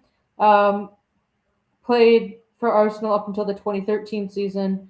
Then went to Seattle for 2 seasons for the 2014 and 15 seasons. Then went to Melbourne City for the 15-16 season. Went back to Seattle for the 2016 season. And then joined Arsenal, back up with Arsenal in the 2017-18 season. Technically joined, it looks like joined in full and not on loan for Seattle to kind of bridge the gap between the end of the 21-22 and the beginning of the 22-23 season. And then is still just with Arsenal through and through. Yeah. So I'm going to run through a couple of stats here for obviously the USA versus Japan game, which sees USA with 59% of possession over Japan's 41%. There has been 6 total shots from the USA to Japan's 4, and there has been 1 big chance for the USA, which I'm assuming is classed as a goal. USA's goalkeeper has saved 3, which Japan's has saved none, which I'm surprised at. I think there's only been the 1 shot on target, and that was the goal. Yeah. Because you look at some of the other shots that were taken. I mean, you've got 2 from Alyssa Thompson that went deep into the seats, and then a couple that have been like really deflected out for corners more than anything, I think. Poor man head. Terrible. I wouldn't say that Yamashita has done a poor job. What she's done when she's not trying to save goals or save shots that are not at her. She makes me nervous a little bit whenever I see a keeper trying to showing the replay of the Emily Fox defending there. Yeah. It always makes me nervous when keepers delay getting the ball out from their feet and they've got an attacker coming to close them down. Yeah. Oh my god. And yeah. So that's defending. It's saying that American and USA, have had 100% of tackles won, and Japan have only had 50%. 5 total tackles from the USA and 8 total tackles from Japan. Interceptions 6 from Japan, 3 from USA. Recoveries 25 from USA and 24 from Japan. 10 clearances from USA to Japan's 11. So yeah.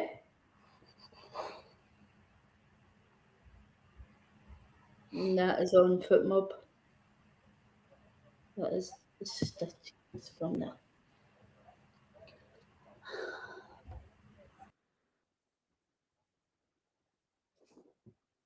And the last game that USA had obviously lost is Portugal. It's the last game that we lost. So it was.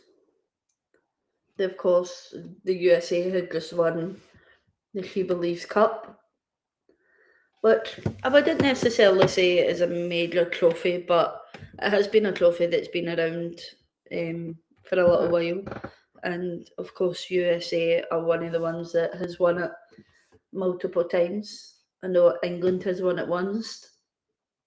I think Japan has won it as well. So they have, and then of course the USA have just recently won the recent one that was up just before this international break. So it was. Kathy went to go and get her dino nuggets, and now she looks like she's in black and white. She's got Oreos. They're gluten free. I meant to ask, did you like the theme tune? The what?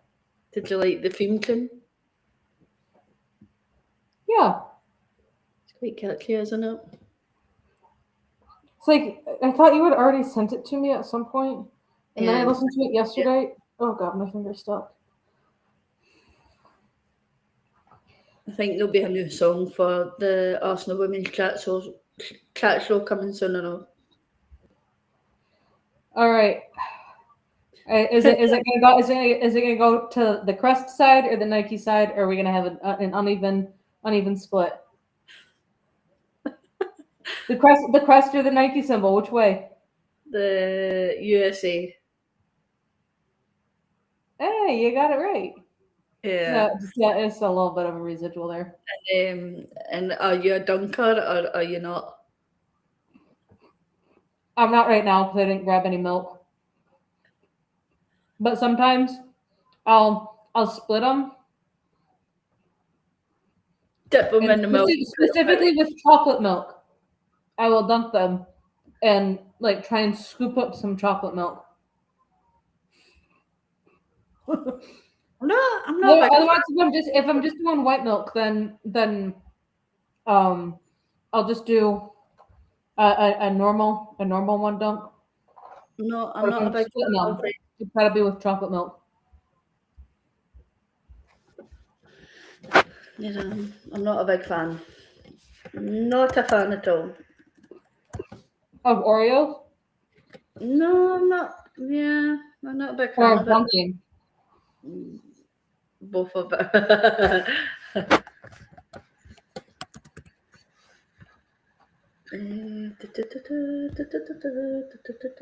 Well, I can be pretty limited on what like quick snacks like this that I can grab. So, like, I couldn't grab your little tea cake thing. Yeah, you couldn't dunk that. It wouldn't. Yeah. No, I just straight up couldn't eat it. Yeah. So here I'm going to put up the stats of this game actually. Look.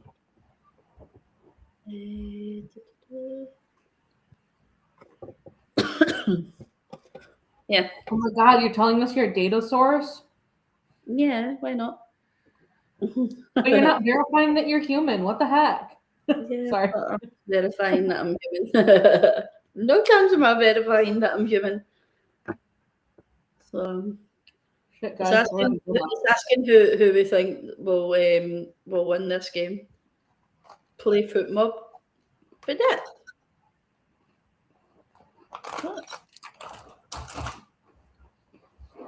Yep, this is the stats.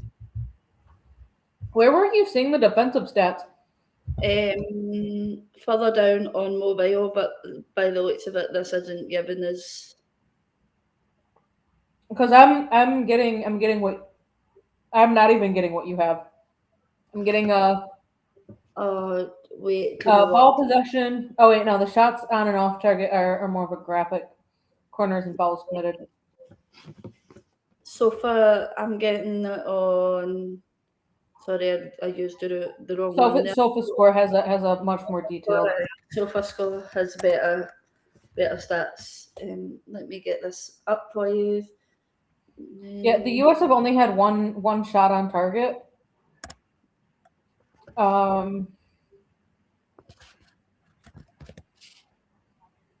And that was the goal. Why are you taking me cricket? I don't want cricket.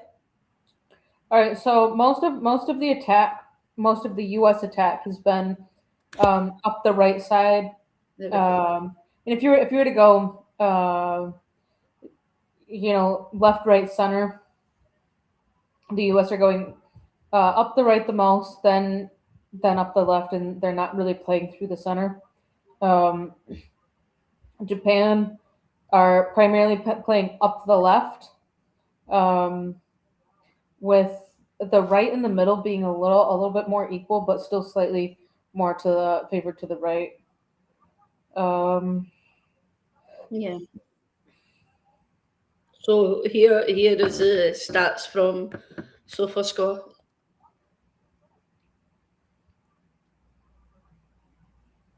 So as you can see, 59%.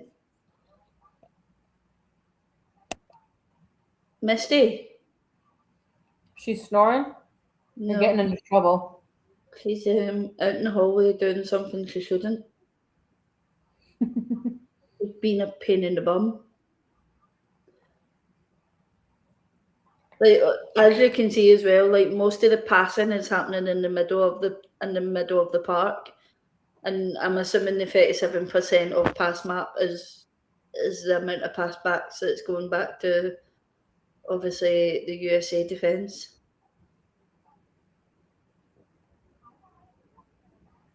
Yeah. I mean, the game could very much end like this as just a 1-0. The do you have? Can you see head to head if you were to scroll up to the top, like a head to head for USA versus Japan? Oh yeah, right to the right of the statistics. Yeah, so yeah, head to head, it's still they don't have any. This is so weird. All right. Yeah, She Believes Cup from last year was a 2-1 win for Japan. That's Yeah, I think Japan won it. yeah, and then the other major final game was the Olympics, which the U.S. So here's went the head to that head game. streaks. Here's the head to head streaks. Look. 8 of the last 10, they've had at least 3 goals in the game. 5 of the last 7, both teams have scored. U.S. has been first to score in 6 of the last 8. Yeah. Less than 5 cards, 10 for 10. Less than 11 corners, 5 for 5.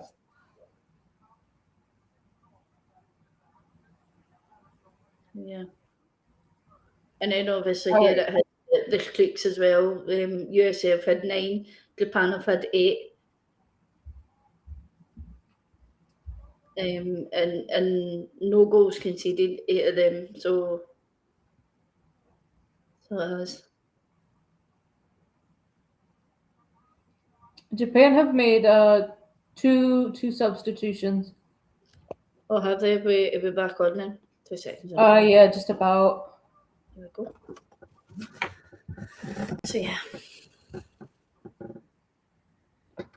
So Japan have made 2 substitutions. USA have not. Number 21 and number 9. I think Japan's number 9 plays for Everton, doesn't she?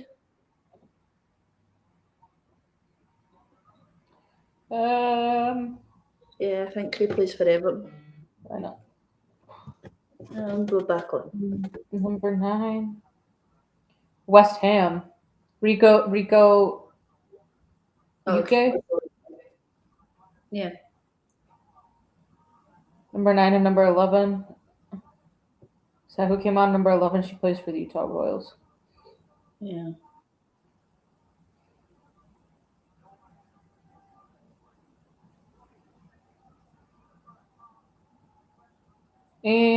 And we're back underway, folks. Here at PayPal Park.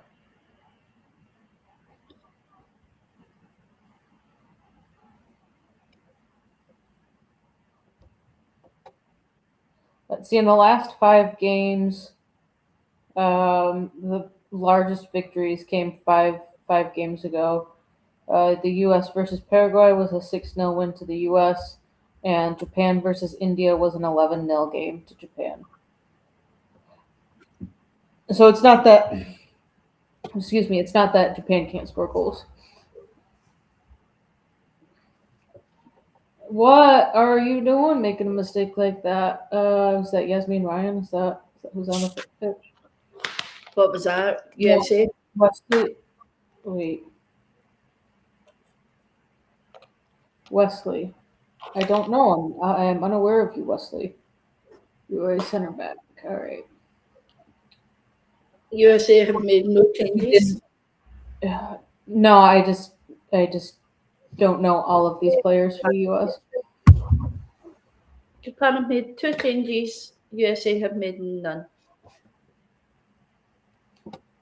Japan on the attack, low cross deflection. US have like 6 people behind the ball, essentially. I think, if I can count. Whoa, holy crap, the temperatures are dropping. What the hell? Cold? Yeah, I got a window open next to me. It was warmer earlier, probably also because the sun was out and beating into my apartment. The clouds have now come out. Over the top from Japan. Yeah. It's 2-0 to the USA. Oh, what the heck? All right, so Japan has the ball, goes out from the keeper. Who is that? Giselle Thompson is trying to force her. She battles. All right, so Alyssa Thompson gets the ball, low cross into Rose Lavelle with a little cutback pass. Lindsay Heaps scores. Ooh, what you going to say now, Catherine? What you going to say now? I said depending on how she plays. Yeah, looks like Japan have collapsed in this game. They come out with some changes, and it doesn't look like it's played off for them. The substitutes look like they haven't settled into the game quick enough, and it's cost them. No, Giselle Thompson was really pressing up to try and win the ball back. She's able to win the ball enough to poke it to Alyssa, who passes it to Rose, passes it back, it deflects off of Japan. Alyssa Thompson goes to recover, goes to Rose Lavelle, then the ball goes back to Rose. Rose passes it intentionally to Lindsay Heaps, and she just takes a first time. Yeah, she completely unbarked. No one, the Japanese player that ended up trying to close her down realized like 30 seconds too late that Lindsay Heaps was completely unmarked. He didn't try and bicycle kick that. No, it's too low to the ground. Why is no one going over and dancing with Emma Hayes if you're not up for it?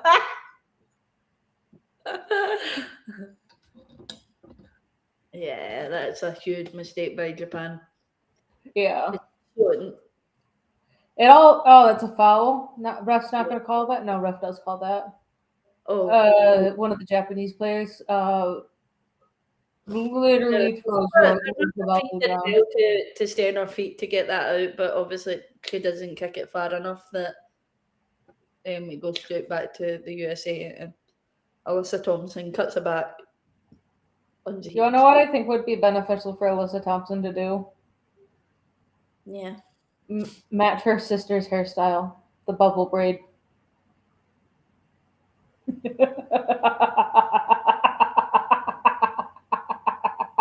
Remember, we're gonna try and be all right, Roosevelt doing a little 1-2 with Emily Fox on this channel. Okay, so but that's something that could honestly be brought up. Like, I know it is completely your choice to have your hair that long and to style it that way, but you're just gonna be more prone to having someone else's hand get caught up in your hair than if you were to have it in a braid or in a bun or in a higher ponytail. And I think that's why it's not a rule fully. And Like, you can even look at the men's game. Like, Alyssa Thompson did not milk it like Mark Cucurella milks it when a single strand of his hair gets touched. Like, I've seen it in well, that's one of for the men's football. Chelsea games. Like, Mark Uh, Cucurella had one of his curls pulled completely by accident. It looked completely unintentional. And it had gone to VAR, and the PGMOL ref said, yeah, it's a red card. But it's also not a written rule unless it is like it is not a written rule that hair pulling is off the table. It's when it is hair pulling in the matter of it clearly being violent conduct that it would be that is very much a written rule. Violent conduct is not an appropriate thing to do. So it's also up to the interpretation. And to that point, it's at a minimum, it should have been a yellow card by the rules. But if the on-field referee did not see that and VAR said this isn't violent conduct, then they cannot send the ref to the sideline to review a yellow card, even if it would have been a player's second yellow. We knew that the officiating over the two legs was awful, right? We knew that. We know that as Arsenal fans, but will Chelsea fans admit that Buchanan and Lauren James should have been sent off? No, they won't, because it doesn't fit their narrative. Mm-mm. So therefore, and it doesn't fit any pundit's narrative. It doesn't fit any journalist narrative. But what does fit a journalist narrative is someone pulling someone's hair. But what they haven't actually done is the research on is hair pulling a rule. No, it's not. And I think the minute they have to make it a rule, it also has to change where a woman, and the reason why it's not a rule, I don't think, is because the minute that rule is made, a girl is then going to have to, is not going to have the option to have their hair down the way they do. They're going to have to put it up. They're going to. So I think they're trying not to fully make it a rule, simply to allow freedom of players in the way they wear their hair. So, because some of them are like they can be superstitious on how they have their hair. So like I'm looking across the pitch here, and I can clearly see now. I can't read the numbers because the camera is almost too far zoomed out. But I can see that there are numbers on the backs of the jerseys, and I can at least tell you if there's one number, there's two numbers. yeah. For Team USA, and even for Japan, of the 22 players that are on the pitch right now, I can tell you at least how many numbers are on the back of a player's jersey for 21 of those players. Yeah. If you were to zoom in on those players and I could actually read them, then I would be able to tell you like, oh yeah, Sam Coffey, she's number 17. And on the back of her jersey, it says Coffee. And I could tell you how it's spelled. I can do that for 21 players on the pitch. Can you guess who player 22 is? Who, me? Personally? No. That view of this is so far out, isn't it? Like, But like even unless she purposely moves her hair to going over her shoulder, you cannot see that on the back of the jersey it says A. Thompson and whatever number she's wearing. Like you cannot read that. Even if they were to zoom in on her right now, like her hair is so long and she has it in a low ponytail that all it's really doing, like for me, all that her hairstyle is doing right now is just making sure that there's no strands of hair that will be flying into her face, and it's all meeting in the back at a singular point. Yeah. It's not. She doesn't have it. She doesn't have it starting up here. She has it starting at the base of her neck, and that I guess 20 players. I guess Rose Lavelle has it in a low ponytail, but her hair isn't quite as long. Like Alyssa Thompson hair, I think covers everything but maybe like the bottom inch of her numbers. Yeah. Rose Lavelle, yeah. So I take that back. There's two players on the pitch that I could not tell you who or what, at least what is on the back of their jersey based off of their current hairstyle. Mm-hmm. But I also know I recognize Rose Lavelle for primarily two reasons. One, the pre-wrap that she has, or the head, Say that her there. pre-wrap headband. That is part of her hairstyle, and So two, was- the absolute pasty whiteness that she is. I was going to say that there, or the fact that Casper. Her nickname is Casper because she is so damn white. You would, like honestly though, you would almost think that she's a ginger based off of how pale she is, but she's not. Yeah. And she's gone on interviews before. She just doesn't tan. She could spend every single day of the summer outside trying to get a tan. She just won't. Maybe she's a little bit of a redhead.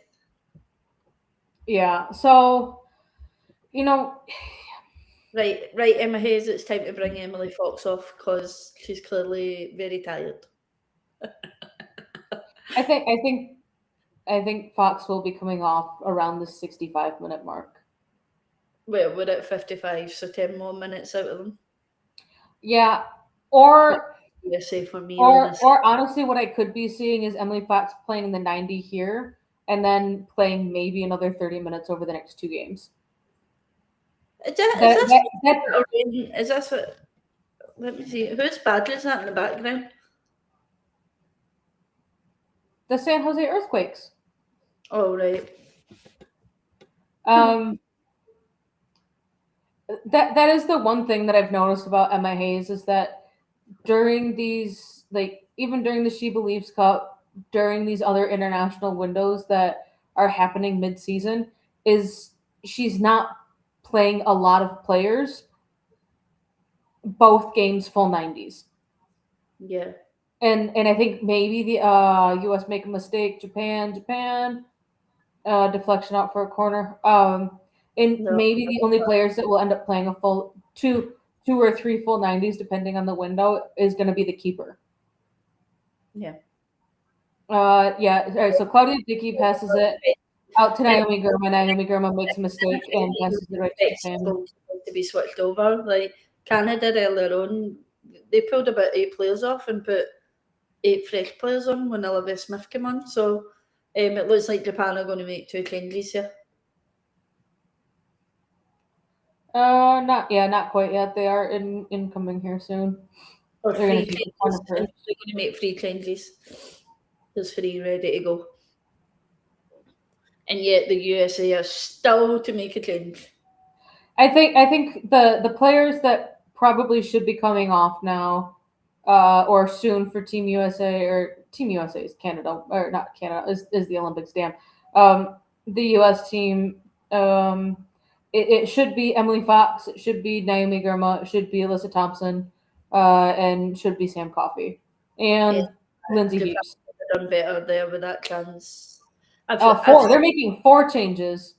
I've seen Japan. I've seen her put balls like that away from Man United before. Like that was poor from Japan, and then of course get a corner. But Naomi Girma did really good there to get that ball out as well. The ball right to the Japan player. Yeah. Japan have made 4 subs. Oh, they've made 4. Yeah. Emma Hayes is walking around in the background. Fujino's off. Hamano is on.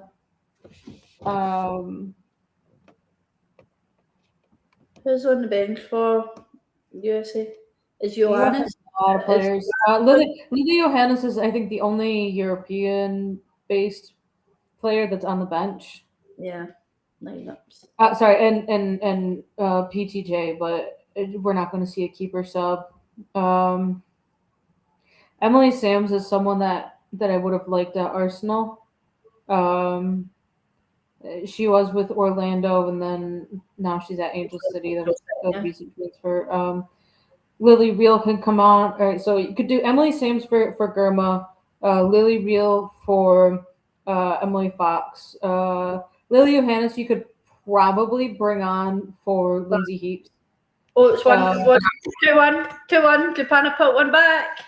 Woo! oh, Come on, Japan. Japan have put one back. not surprising though. Yeah, they were pushing that. Oh, a nice cross in, header. It might be. Oh, she might be offside.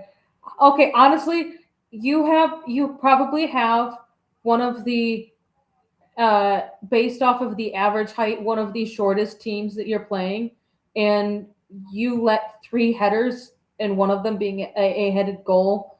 Like look at the height that the U.S. players have compared to the Japan players. Oh no, she's onside. Um, yeah, two headers. You have just looking at the height of these players. You're seriously not going to be jumping over any of them? Japan, I would say Japan players are really small in height. Yeah, and you let the shorter players beat you out. Um, Yeah. I think Jaden Shaw could come on for. Jaden Shaw's a really exciting prospect for the USA, isn't she? Yeah. She's I know 21. when Emma Hayes obviously took it when she took over at the USA, Jaden Shaw was one name that she was really raving about. Um, Yeah, she's on site. Well, a leg could have put her off, but do you think in friendlies VAR should be used? I don't think it should be used in friendlies. Like, I think that it should be used just because the more that referees can use it and understand the technology that's available to them, the more that they can be accurate on it when it comes to the Euros or the World Cup or the CONCACAF Gold Cup or oh crap, what's it called? The South America Cup. Why can't I think of it? CONMEBOL. Yeah, CONMEBOL. the Asian Cup as well.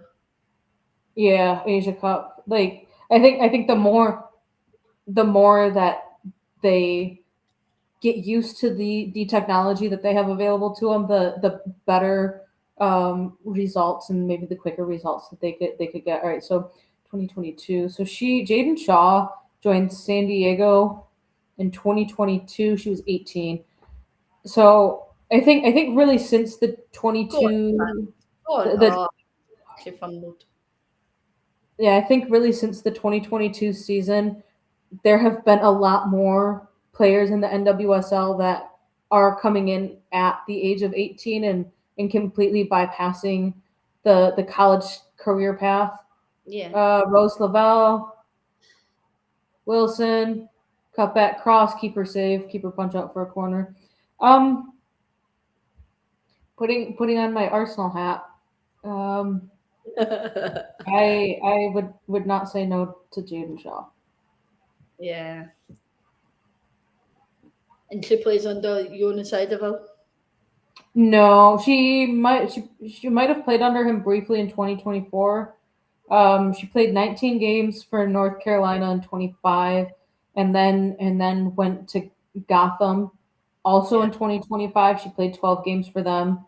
Um, so she kind of did a half season at North Carolina, which North Carolina the Courage um, historically have. I think the best way to put it would say that um, Safe. Katie McCabe and Caitlin Ford would not be the most welcome in that area of the U.S. or Leah Williamson. Lindsay Heaps would be welcomed with open arms. And where, sorry? North Carolina. In North Carolina. Or some of the players on that team have historically been not that open armed. Yeah, Corbett Albert would be welcome there. She would not be the first. There were a couple. No, but I mean, Kaylin Sheridan is there at the Courage now, so things might be opening up more. But I also wouldn't be surprised if Kaylin Sheridan is able to get to a different club in the NWSL, which that in itself, like she was told by San Diego that you're done here. Yeah. She didn't that's another one of those. She wasn't really aware that she was even like up to leaving. She was told, yeah, you're done here. But she's coming to the end of her career as well, is she not though? Yeah. I would say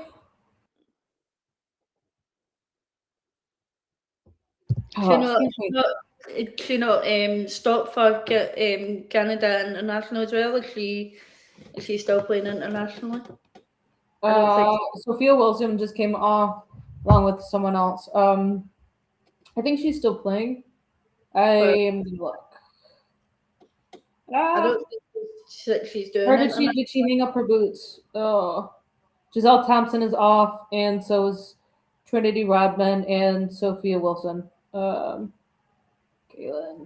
No, she's still internationally playing for Canada. Yep. I don't think she get called up this time round. I don't think, because it's Casey Stoney that's the manager of them, isn't it? I think so. Yeah. She also might be just enjoying the time with her newborn. Yeah, I know Sabs has been called up, but yeah, Sabs played today. But on here it says squad that Kelly Sheridan, Emily Burns, and Melissa Diagnos. But I know Sabs has been called up, so I don't know if Sheridan was called up in this international. Yeah, she was. She was on the bench for Canada today. No Sabs started. Yeah, Shalina Zardowski, Melissa Diagnos, Kaylin Sheridan, and Evelyn Veens. Emily Fox is still on the pitch, and as an Arsenal fan, I don't think that is good. I want her off the pitch as soon as possible. I don't want her playing as much in these games as possible. I thought I saw that Giselle Thompson was coming off. It's just Wilson and Rodman that have come off. Yeah. I would like to see Lily Reel come on for Emily Fox. The 80th minute, maybe. Because that's the first two changes that Emma Hayes has made. Do you know what's really funny? That guy walking up and down the aisles with candy floss and popcorn. Oh no, it is no. See, so you've seen that guy. What you haven't seen is the beer man, or the non-alcoholic man. No, they go up and down. Can you imagine how? I mean, so all the it's all bottled stuff. So I think at the Emirates, what you get a plastic cup. Are you even allowed to like fully get bottles at the Emirates? Are you allowed to like eat and drink in your seats, or is that like just food in the concourse? Sure. Where our season ticket is in the Emirates, we are in the alcohol zone. So we're like block 10. Yeah. So they American stadiums, they know how to really take your money. Ball comes inside. Japan are able to clear it out. Japan had a So chance there for me on my screen that past the post, a corner came in and it was past the post. yeah, the U.S. are back on the attack.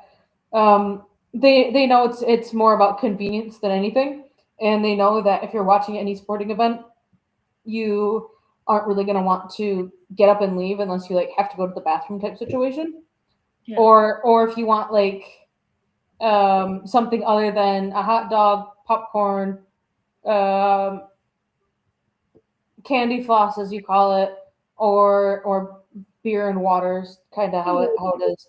What would They'll bring that stuff to you. I mean, you What have is to it? pay for it still, but charge Cotton you candy. $18 for a bottle of beer. Oh, sorry, I'm calling it candy floss, and I'm forgetting that you would call it cotton candy. I was trying to think of what we called it, so I'm like, I just got to stick with candy floss here. I can't even think of what else it could be called. Sugar, disappearing sugar. No, all right. See, so it seems like what Emma Hayes is doing right now is that she's going to be playing a lot of these players for the full 90, which Yeah. tells me that the next two games are going to be heavily rotated, and that's just something that she does. Like we aren't going to see Sam Coffey play 90 minutes in the next game or Emily Fox play 90 minutes. I think, Lindsay Heaps she might be playing a lot more minutes in this international window. But at this point, it's like, why have your, well, I think, yeah, I mean, every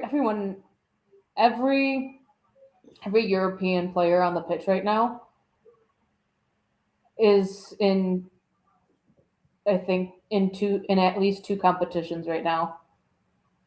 Whether that's Chelsea in the FA Cup, City in the FA Cup, and the WSL for both of them.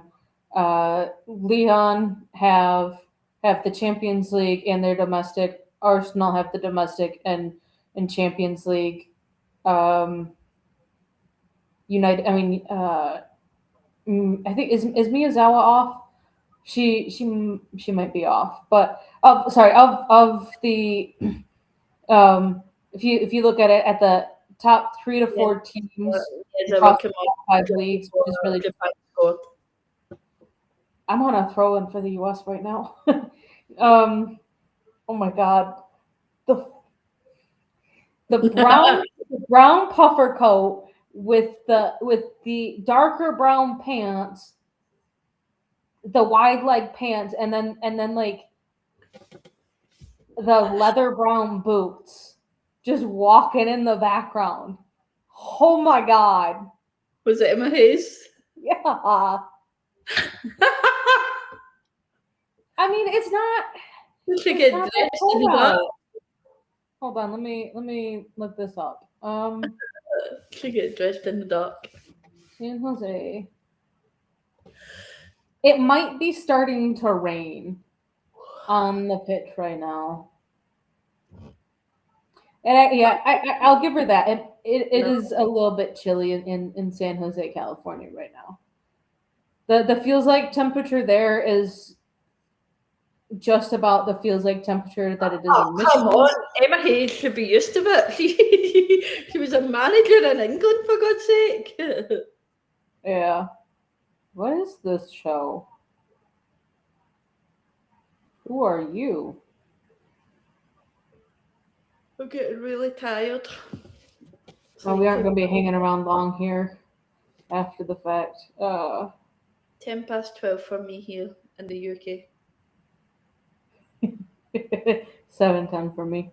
I should be snuggled up in bed watching 911. I mean, you didn't have to do this if you didn't want to. I know I did. I said that yesterday, didn't I? That I thought you meant 10:30 in the morning, and that's when I was like, I know I was in bed, like. And then when you said no, it's 10:30 at night, I was like, all right, yeah, I can do that because I'll still be awake. suffer really bad insomnia. Oh, that's rough. I am a bit surprised that I'm not seeing more US subs lining up to get on at the 75-minute mark Yeah, here. she's not. Emma Hayes isn't really rushing to make subs. No, Considering last night we were saying on the show last night that she's been really good at that. and I think she's trying to really see what this is what I'm thinking she's trying to do right now is kind of really I think with the World Cup next year and starting in 14-15 months, I think she's really trying to give some of these players a lot more time in a game against a team that just won a Continental Cup and get pressure tested because I think when we hit the 12 months out, every single international break is going to be her World Cup squad plus 3 players. And Japan's manager from the Asia Cup has also just left. Mm-hmm. So Japan in this period at the moment is probably thinking, well, our manager that's just left has just won us a major trophy. What the heck? Yeah, so and that was it. A lot of I think even us forgot about that until I just thought there that actually that's not. I don't even think that's it. I don't even think the guy. What did they say? He left because there was like unhappiness from the squad, but then it's like you look at like what they were doing pre-match and some of like the clips from training. The players looked happy and didn't look like they were under the pressure. But then again, you never know what goes on. But outside of the 30 seconds that you see of a clip from a camera, like. I don't think it was the players that were unhappy. I think he's unhappy with the FA not putting enough into Japan. Because when he managed Switzerland, Leah Walty and stuff would say he was a good manager to play under. It's just that the FAs don't provide enough support that would have kept him in a job. And I think that's the same. I think he's very strongly opinionated on how an FA works round about the women's national team. Emily Fox looks so tired. She concedes a corner, and they kind of just zoom in on her as she's jogging back to get ready to defend. Her face card serves, but damn, she looks tired.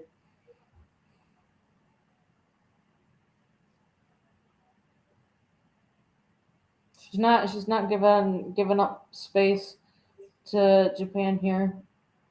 In comes the corner. She heads it out. But that's the thing with Emily Fox. She never ever shows it. She never ever shows it. Oh, Claudia Dickey gets down. Oh, that could have been 2-2. Japan are pushing here, and I think if USA aren't careful, they're going to get their second, I think. Yeah.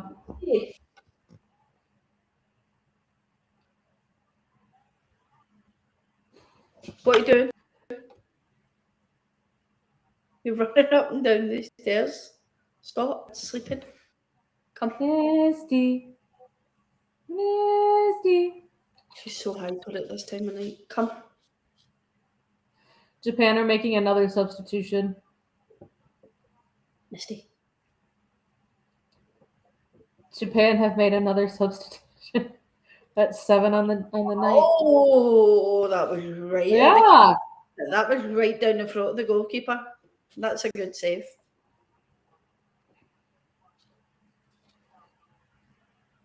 I feel like some of the saves today that Claudia Dickey has made. That is very poor defending, though. Very poor defending. Why would you leave your player unmarked like that for her to get that chance off? Yeah. All right. So if you were to take some of these shots on goal from Japan, and kind of like we've seen them in similar ones in the WSL, even against United this season. Do you think that PTJ could have saved those, or if I mean, it's always for me. It's always keepers are like, okay, they could save it, they could not. You never really know. I mean, we as our Arsenal heads go on, we see this between you know Borba and DVD. I think Emma Hayes could have a very real struggle of who her number one keeper is going to be in the next 15 months. Saka Over the Kumage next 15 on months. from London City Lionesses.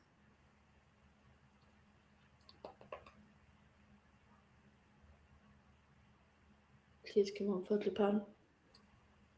Um, So that's another European player that we've not even thought about. who? Kumage.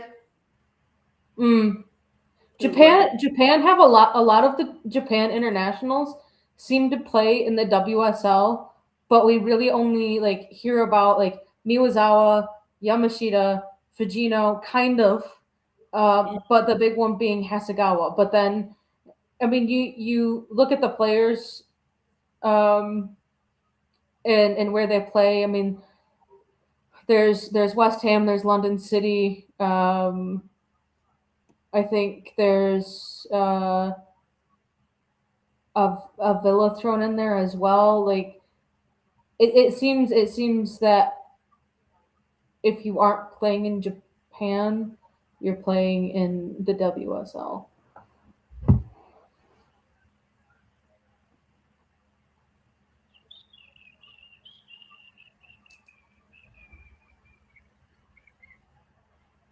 Let Yeah, me let's see. get Let's see. that. Of their starting 11, you got Manchester United, oh North Carolina Courage, City, Liverpool. Oh, we've got one for Bayern Munich, Everton, Brighton, Spurs, So City. here for Japan, you've got Yui Endo from West Ham. You've got Fujino from Manchester City. Hermano from Chelsea. Yui Hasegawa from Manchester City. Hayashi for Everton. Um, Hijikata for Aston Villa. Ashawani for Everton as well. Kamaji, who just came on for London City. We didn't even realise that one, but Kitaguana plays for Everton. Koga for Um, Koga for Spurs. Kumagai for London City Lionesses. Shimizu, who is still on the bench, is Liverpool. Yeah, Hid- yeah, but she's Hijikata for Villa. yeah. Um, Uh, yeah, Kiko, it looks like a majority of them play. Kiko CK plays for Brighton. Oyama plays for Man City as well. Tsunda plays for Brighton. Ueke plays for West Ham, and then obviously Yamashita plays for Man City. All right. Let's see. We've That's the got Sears and Hutton coming on. Um, 6, 7, Hutton, I 8. think, is making her debut.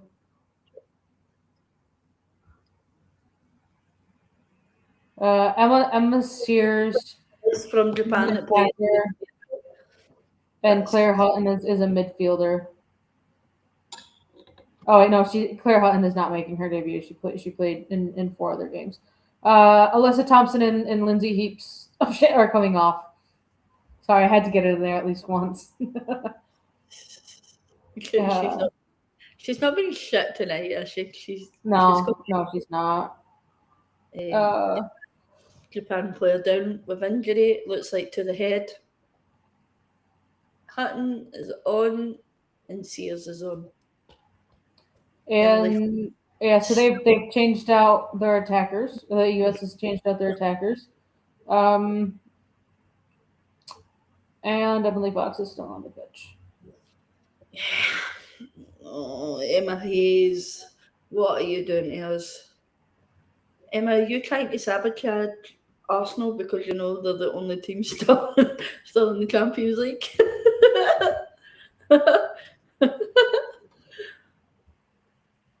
Alyssa Thompson off. Lindsay Heaps off. Here's on.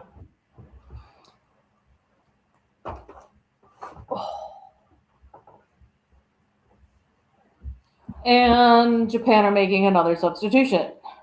Yeah, I think they have to because of this injury to. Yeah. Which they can in this game anyway. It's a friendly. Make as many substitutions as you want. Which is then it's like, okay, why Emma Hayes haven't you made more than 2 substitutions before the 85th minute?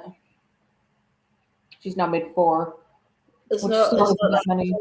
the substitution that Japan are making has just been made in this half. Yeah, the player that came off with the injury is slowly walking behind the goal right now. Yeah, the injury, head injury, concussion protocol.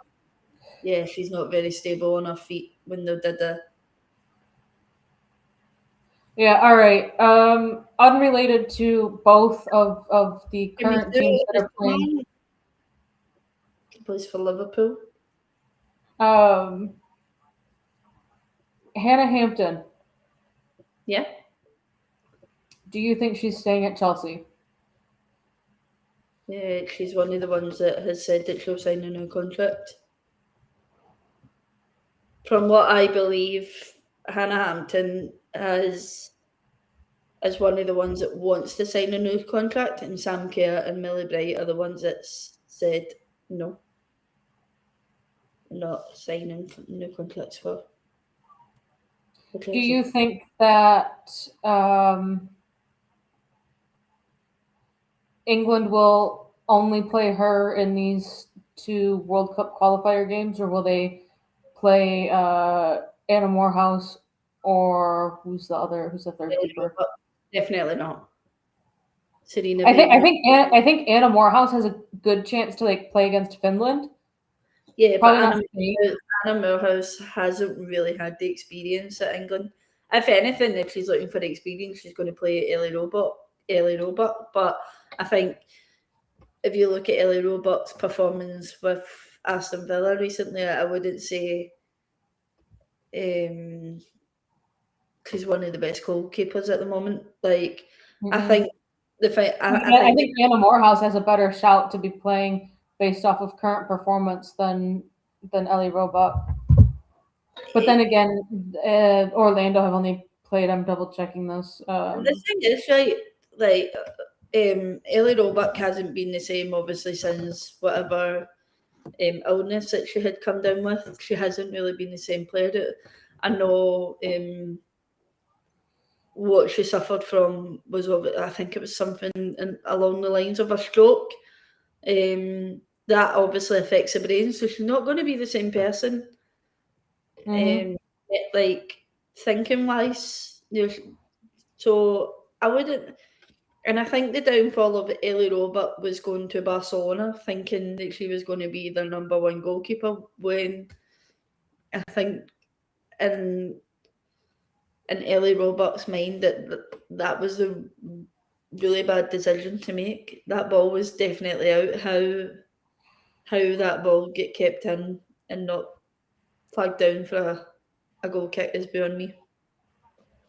But yeah, going back to Ellie Roebuck and Hannah Hampton is, if you didn't watch England before now and you thought Ellie Roebuck had never ever actually had an England cap, you would probably look at her Aston Villa stats and say, well, they're not actually that good. So what has she really done to merit the call up? But the only reason Ellie Roebuck has been called up is purely because England.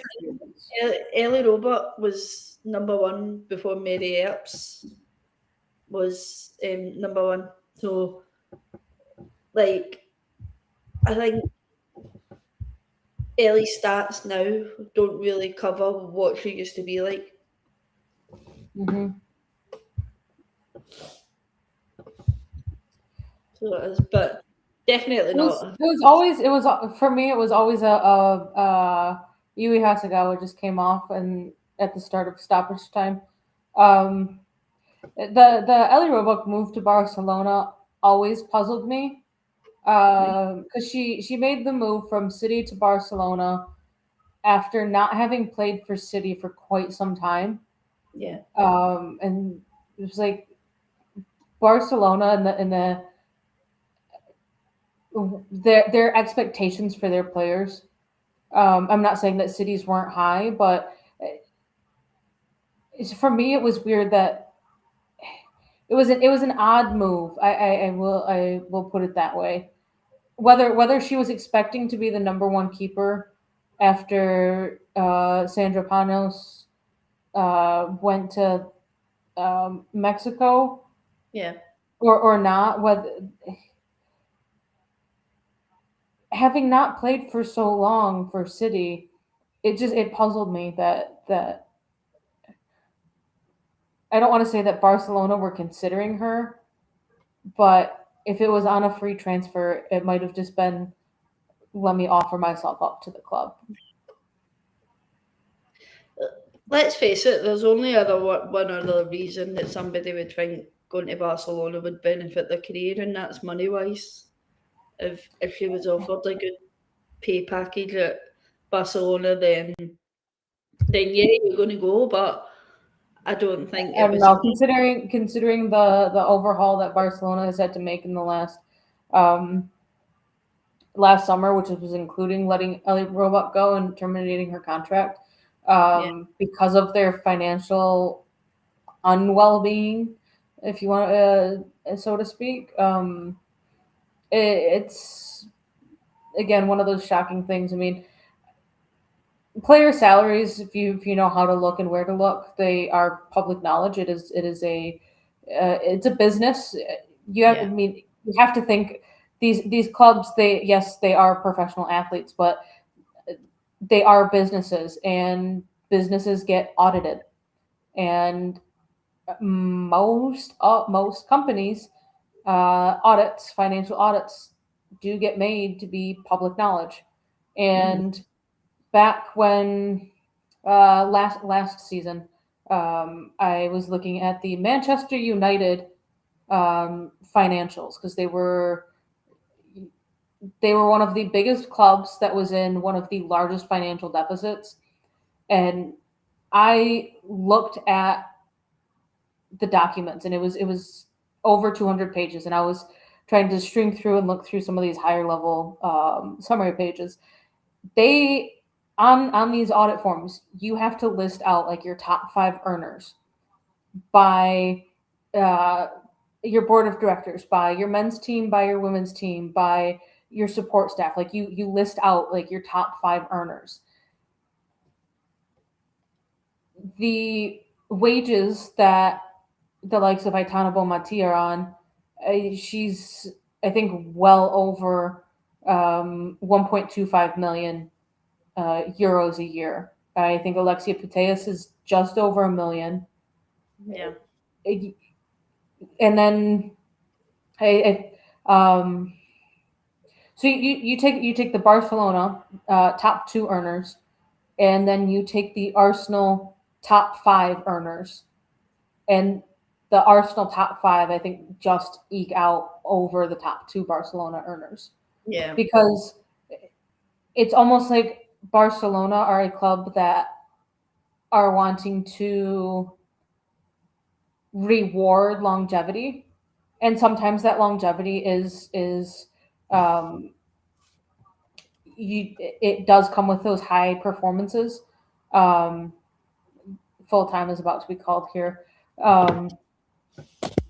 but there's only so much you can do. Like Arsenal could pay at least two players um, off of Bonmati's wages. So I mean, it's just one of those things. Like how different clubs slash businesses reward their players, and I think that that's something that could obviously be talked about in a different show and not during this watch along that has now fully ended here, but it's just one of those things, is how clubs treat their players. And I don't want to say treat their players like they are mistreating them, but they even the Chelsea, like what Chelsea pays their players, a lot of it seems to be more on paying players to make them come to Chelsea than saying I want to play for Chelsea because it's my dream club. Yeah. Barcelona, they do get the players wanting to be part of the absolute historic value that that club as a whole has. So I have in the past 7 years really gotten into football, but there were always clubs that always you always knew who they were or what they were, at least in the general sense of the football world, and Chelsea wasn't really one of them. Yeah. It was I mean, primarily Barcelona and Real Madrid is really what I was hearing more than anything. But then, so it's kind of one of always those interesting things. I don't know what I'm watching an intro to, but I feel like it might be to Michelle Akers, Bank of America thing. I thought they were getting ready for the 1999 movie. Going So I back mean, to it's always going to be one of those interesting things. no, but Catherine, I think this is the thing where Chelsea are going to start making a bit of a loss of money, because yeah, they do have the investors. Obviously, like Serena Williams' husband, he is a plonker, I think. And then obviously the basketball player that has put money into them as well. But I think most of that money is going on player wages. I don't necessarily think that money is going on investment, and especially this season. And I think that's where Chelsea will find their losses going, because they have to pay these players big bucks, but will essentially affect them for the next couple of seasons coming up. Oh, holy crap! All right, all right. You've got Alessia Russo at this is in USD. I can't get this to convert elsewhere. Alessia Russo's at around 390 a year. Leah Williamson's at 356. Beth Mead at 320.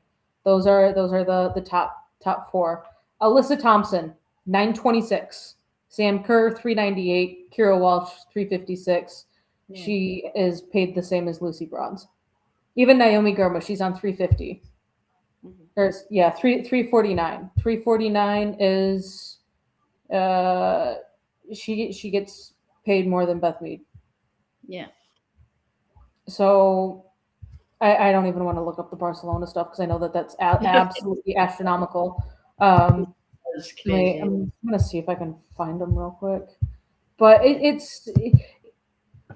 they paid for Alyssa Thompson not only in excuse me, in the fee to get her over, but to pay her to stay. All right, so all right. Aitana Bonmati is at 988 euros. Alexia Putellas is at 728. Iwa Payor 431. And then Petri Guijarro is at 249. I don't know why this switched currencies on me, so I can't even give you a one-for-one comparison. But I know that Mariona is, I think, the number 5 earner at Arsenal. She's at 277,000 USD, which I think is maybe around the 249 mark for Petri. But I mean, you're still looking at Bonmati. She's at 988. Astronomical. It's 19,000 euros, pounds. Shit, pounds. It might be in pounds. This website it's pounds. Yeah, so 988,000 pounds a year, which is 19,000 a week. Yeah, that's a lot of money.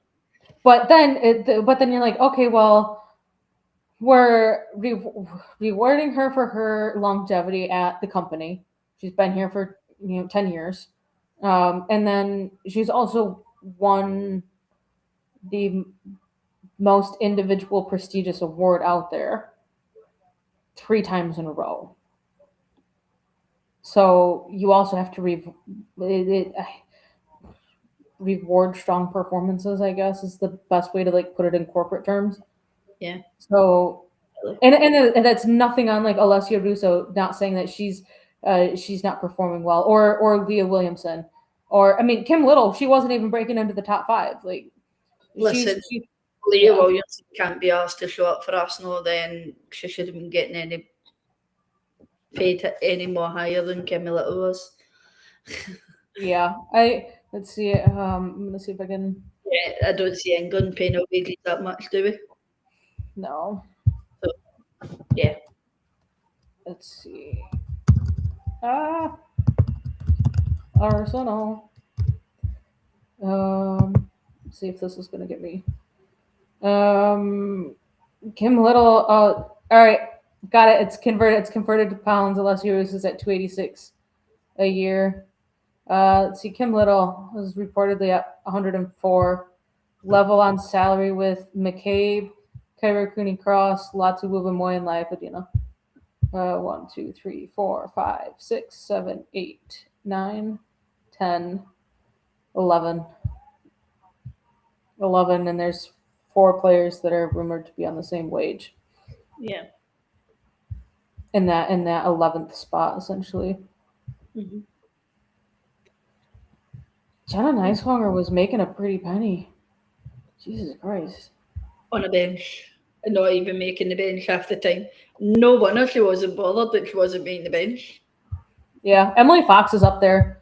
I don't know if you saw this, and I know this is you might be getting tired now at this point, but it was the U.S. audit had been recently completed, and the financials got posted, and it was a huge thing when Emma Hayes did get hired in, because she refused to accept anything less than what the men's manager was getting paid,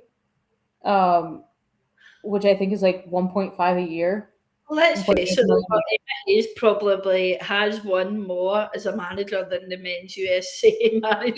Yeah. So, I mean, in my eyes, the women's manager should be getting paid at least the same as the men's, if not more, given the women's team is the one that makes you the most money, or sorry, makes you the most winningness and brings home the most trophies.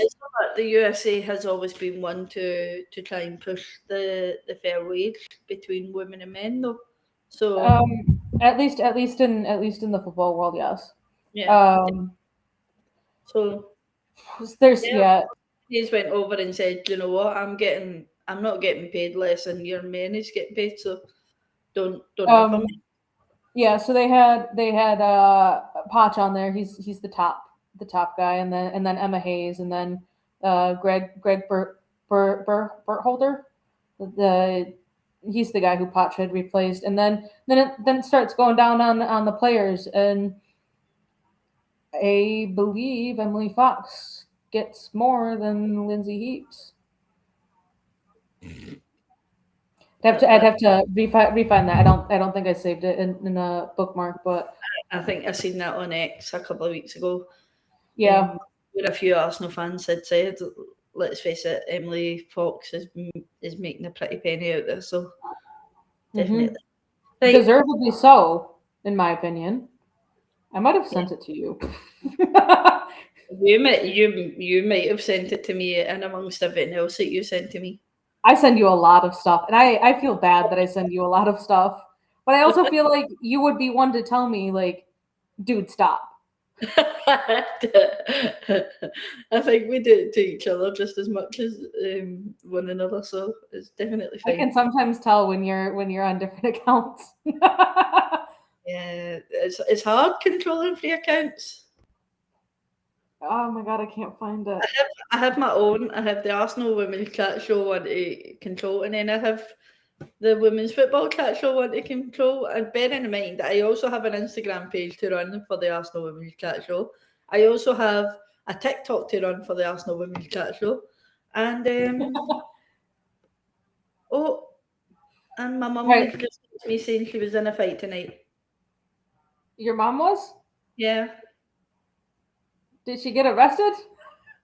Clearly not. She texted me if she was arrested in the UK over the weekend, she would be until Monday.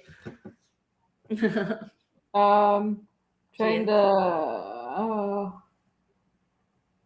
I can't find this quick enough. But Emily Fox is doing very well for herself, and she flies so much under the radar that you wouldn't even realize that.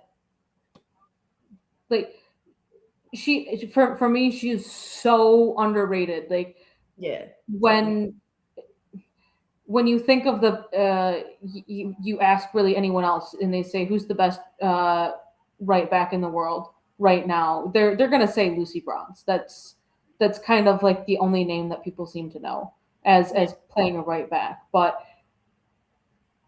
what you get from Emily Fox that I don't think you get from Lucy Bronze, is the consistency game in, game out. Yeah, I think you could argue that Ellie Carpenter could be thrown up there as like Emily Fox and Ellie Carpenter as the best right backs. Yeah. And I think Lucy Bronze of 4 years ago could be part of that name and in contention for that. But for me, as much as I like the performances that Lucy Bronze can put in, they don't seem to be consistent enough for club or country. Not now. Not in the last 12 months. No. Let's face it, Lucy Bronze is. I think at this moment in time, Lucy Bronze should just give up international football and focus on a club football. But she's never going to. I think Lucy Bronze is actually quite selfish in that way, in terms of that, especially during obviously the Euros recently, where she was playing on a broken tibia, and you're just thinking. I saw something. I saw something a bit more recently on that, and it was like the calling out and the difference between the Chelsea physio team and the England physio team.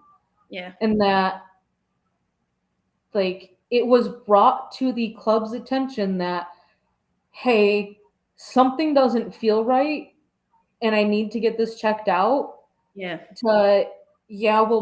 We'll put some icy hot on it and call it good, and we'll give you some, what is it, paracetamol or whatever the hell you guys call it. I call it ibuprofen, Tylenol. We'll give you some mild pain relievers that you can just pick up at the grocery store, and put you on your way.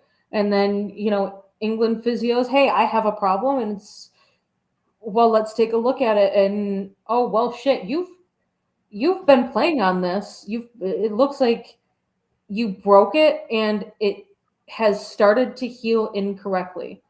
Like I think it was to that point when she joined up for the Euros that she had been injured for so long at the club level that her bone started to heal incorrectly. Yeah. Which means that it didn't happen in the last week or two of the season. Yeah, it happened a good bit into the season. So when did it happen that Chelsea didn't pick up on this? Or that they chose to ignore it. Yeah. And so, hey, your bone's not popping out of your leg. We're going to call this fine. Yeah. Right. I'm really sorry, Catherine. I'm going to have to go and see what's going on with my mum, because I might have to go and fair on that. You on with me today. I appreciate it. Thanks for listening to me waffle. As always. And if anybody else is still in the stream and it's not too late for you as well, make sure you like and subscribe, guys. We will be back on Tuesday with a England watch along. So if you're about, Catherine, I know you said you might be around in the second half. Yeah. I don't know if Ryan over on the Mr. Arsenal podcast is going to be doing a watch along with us. It's still to be decided if he hasn't texted back.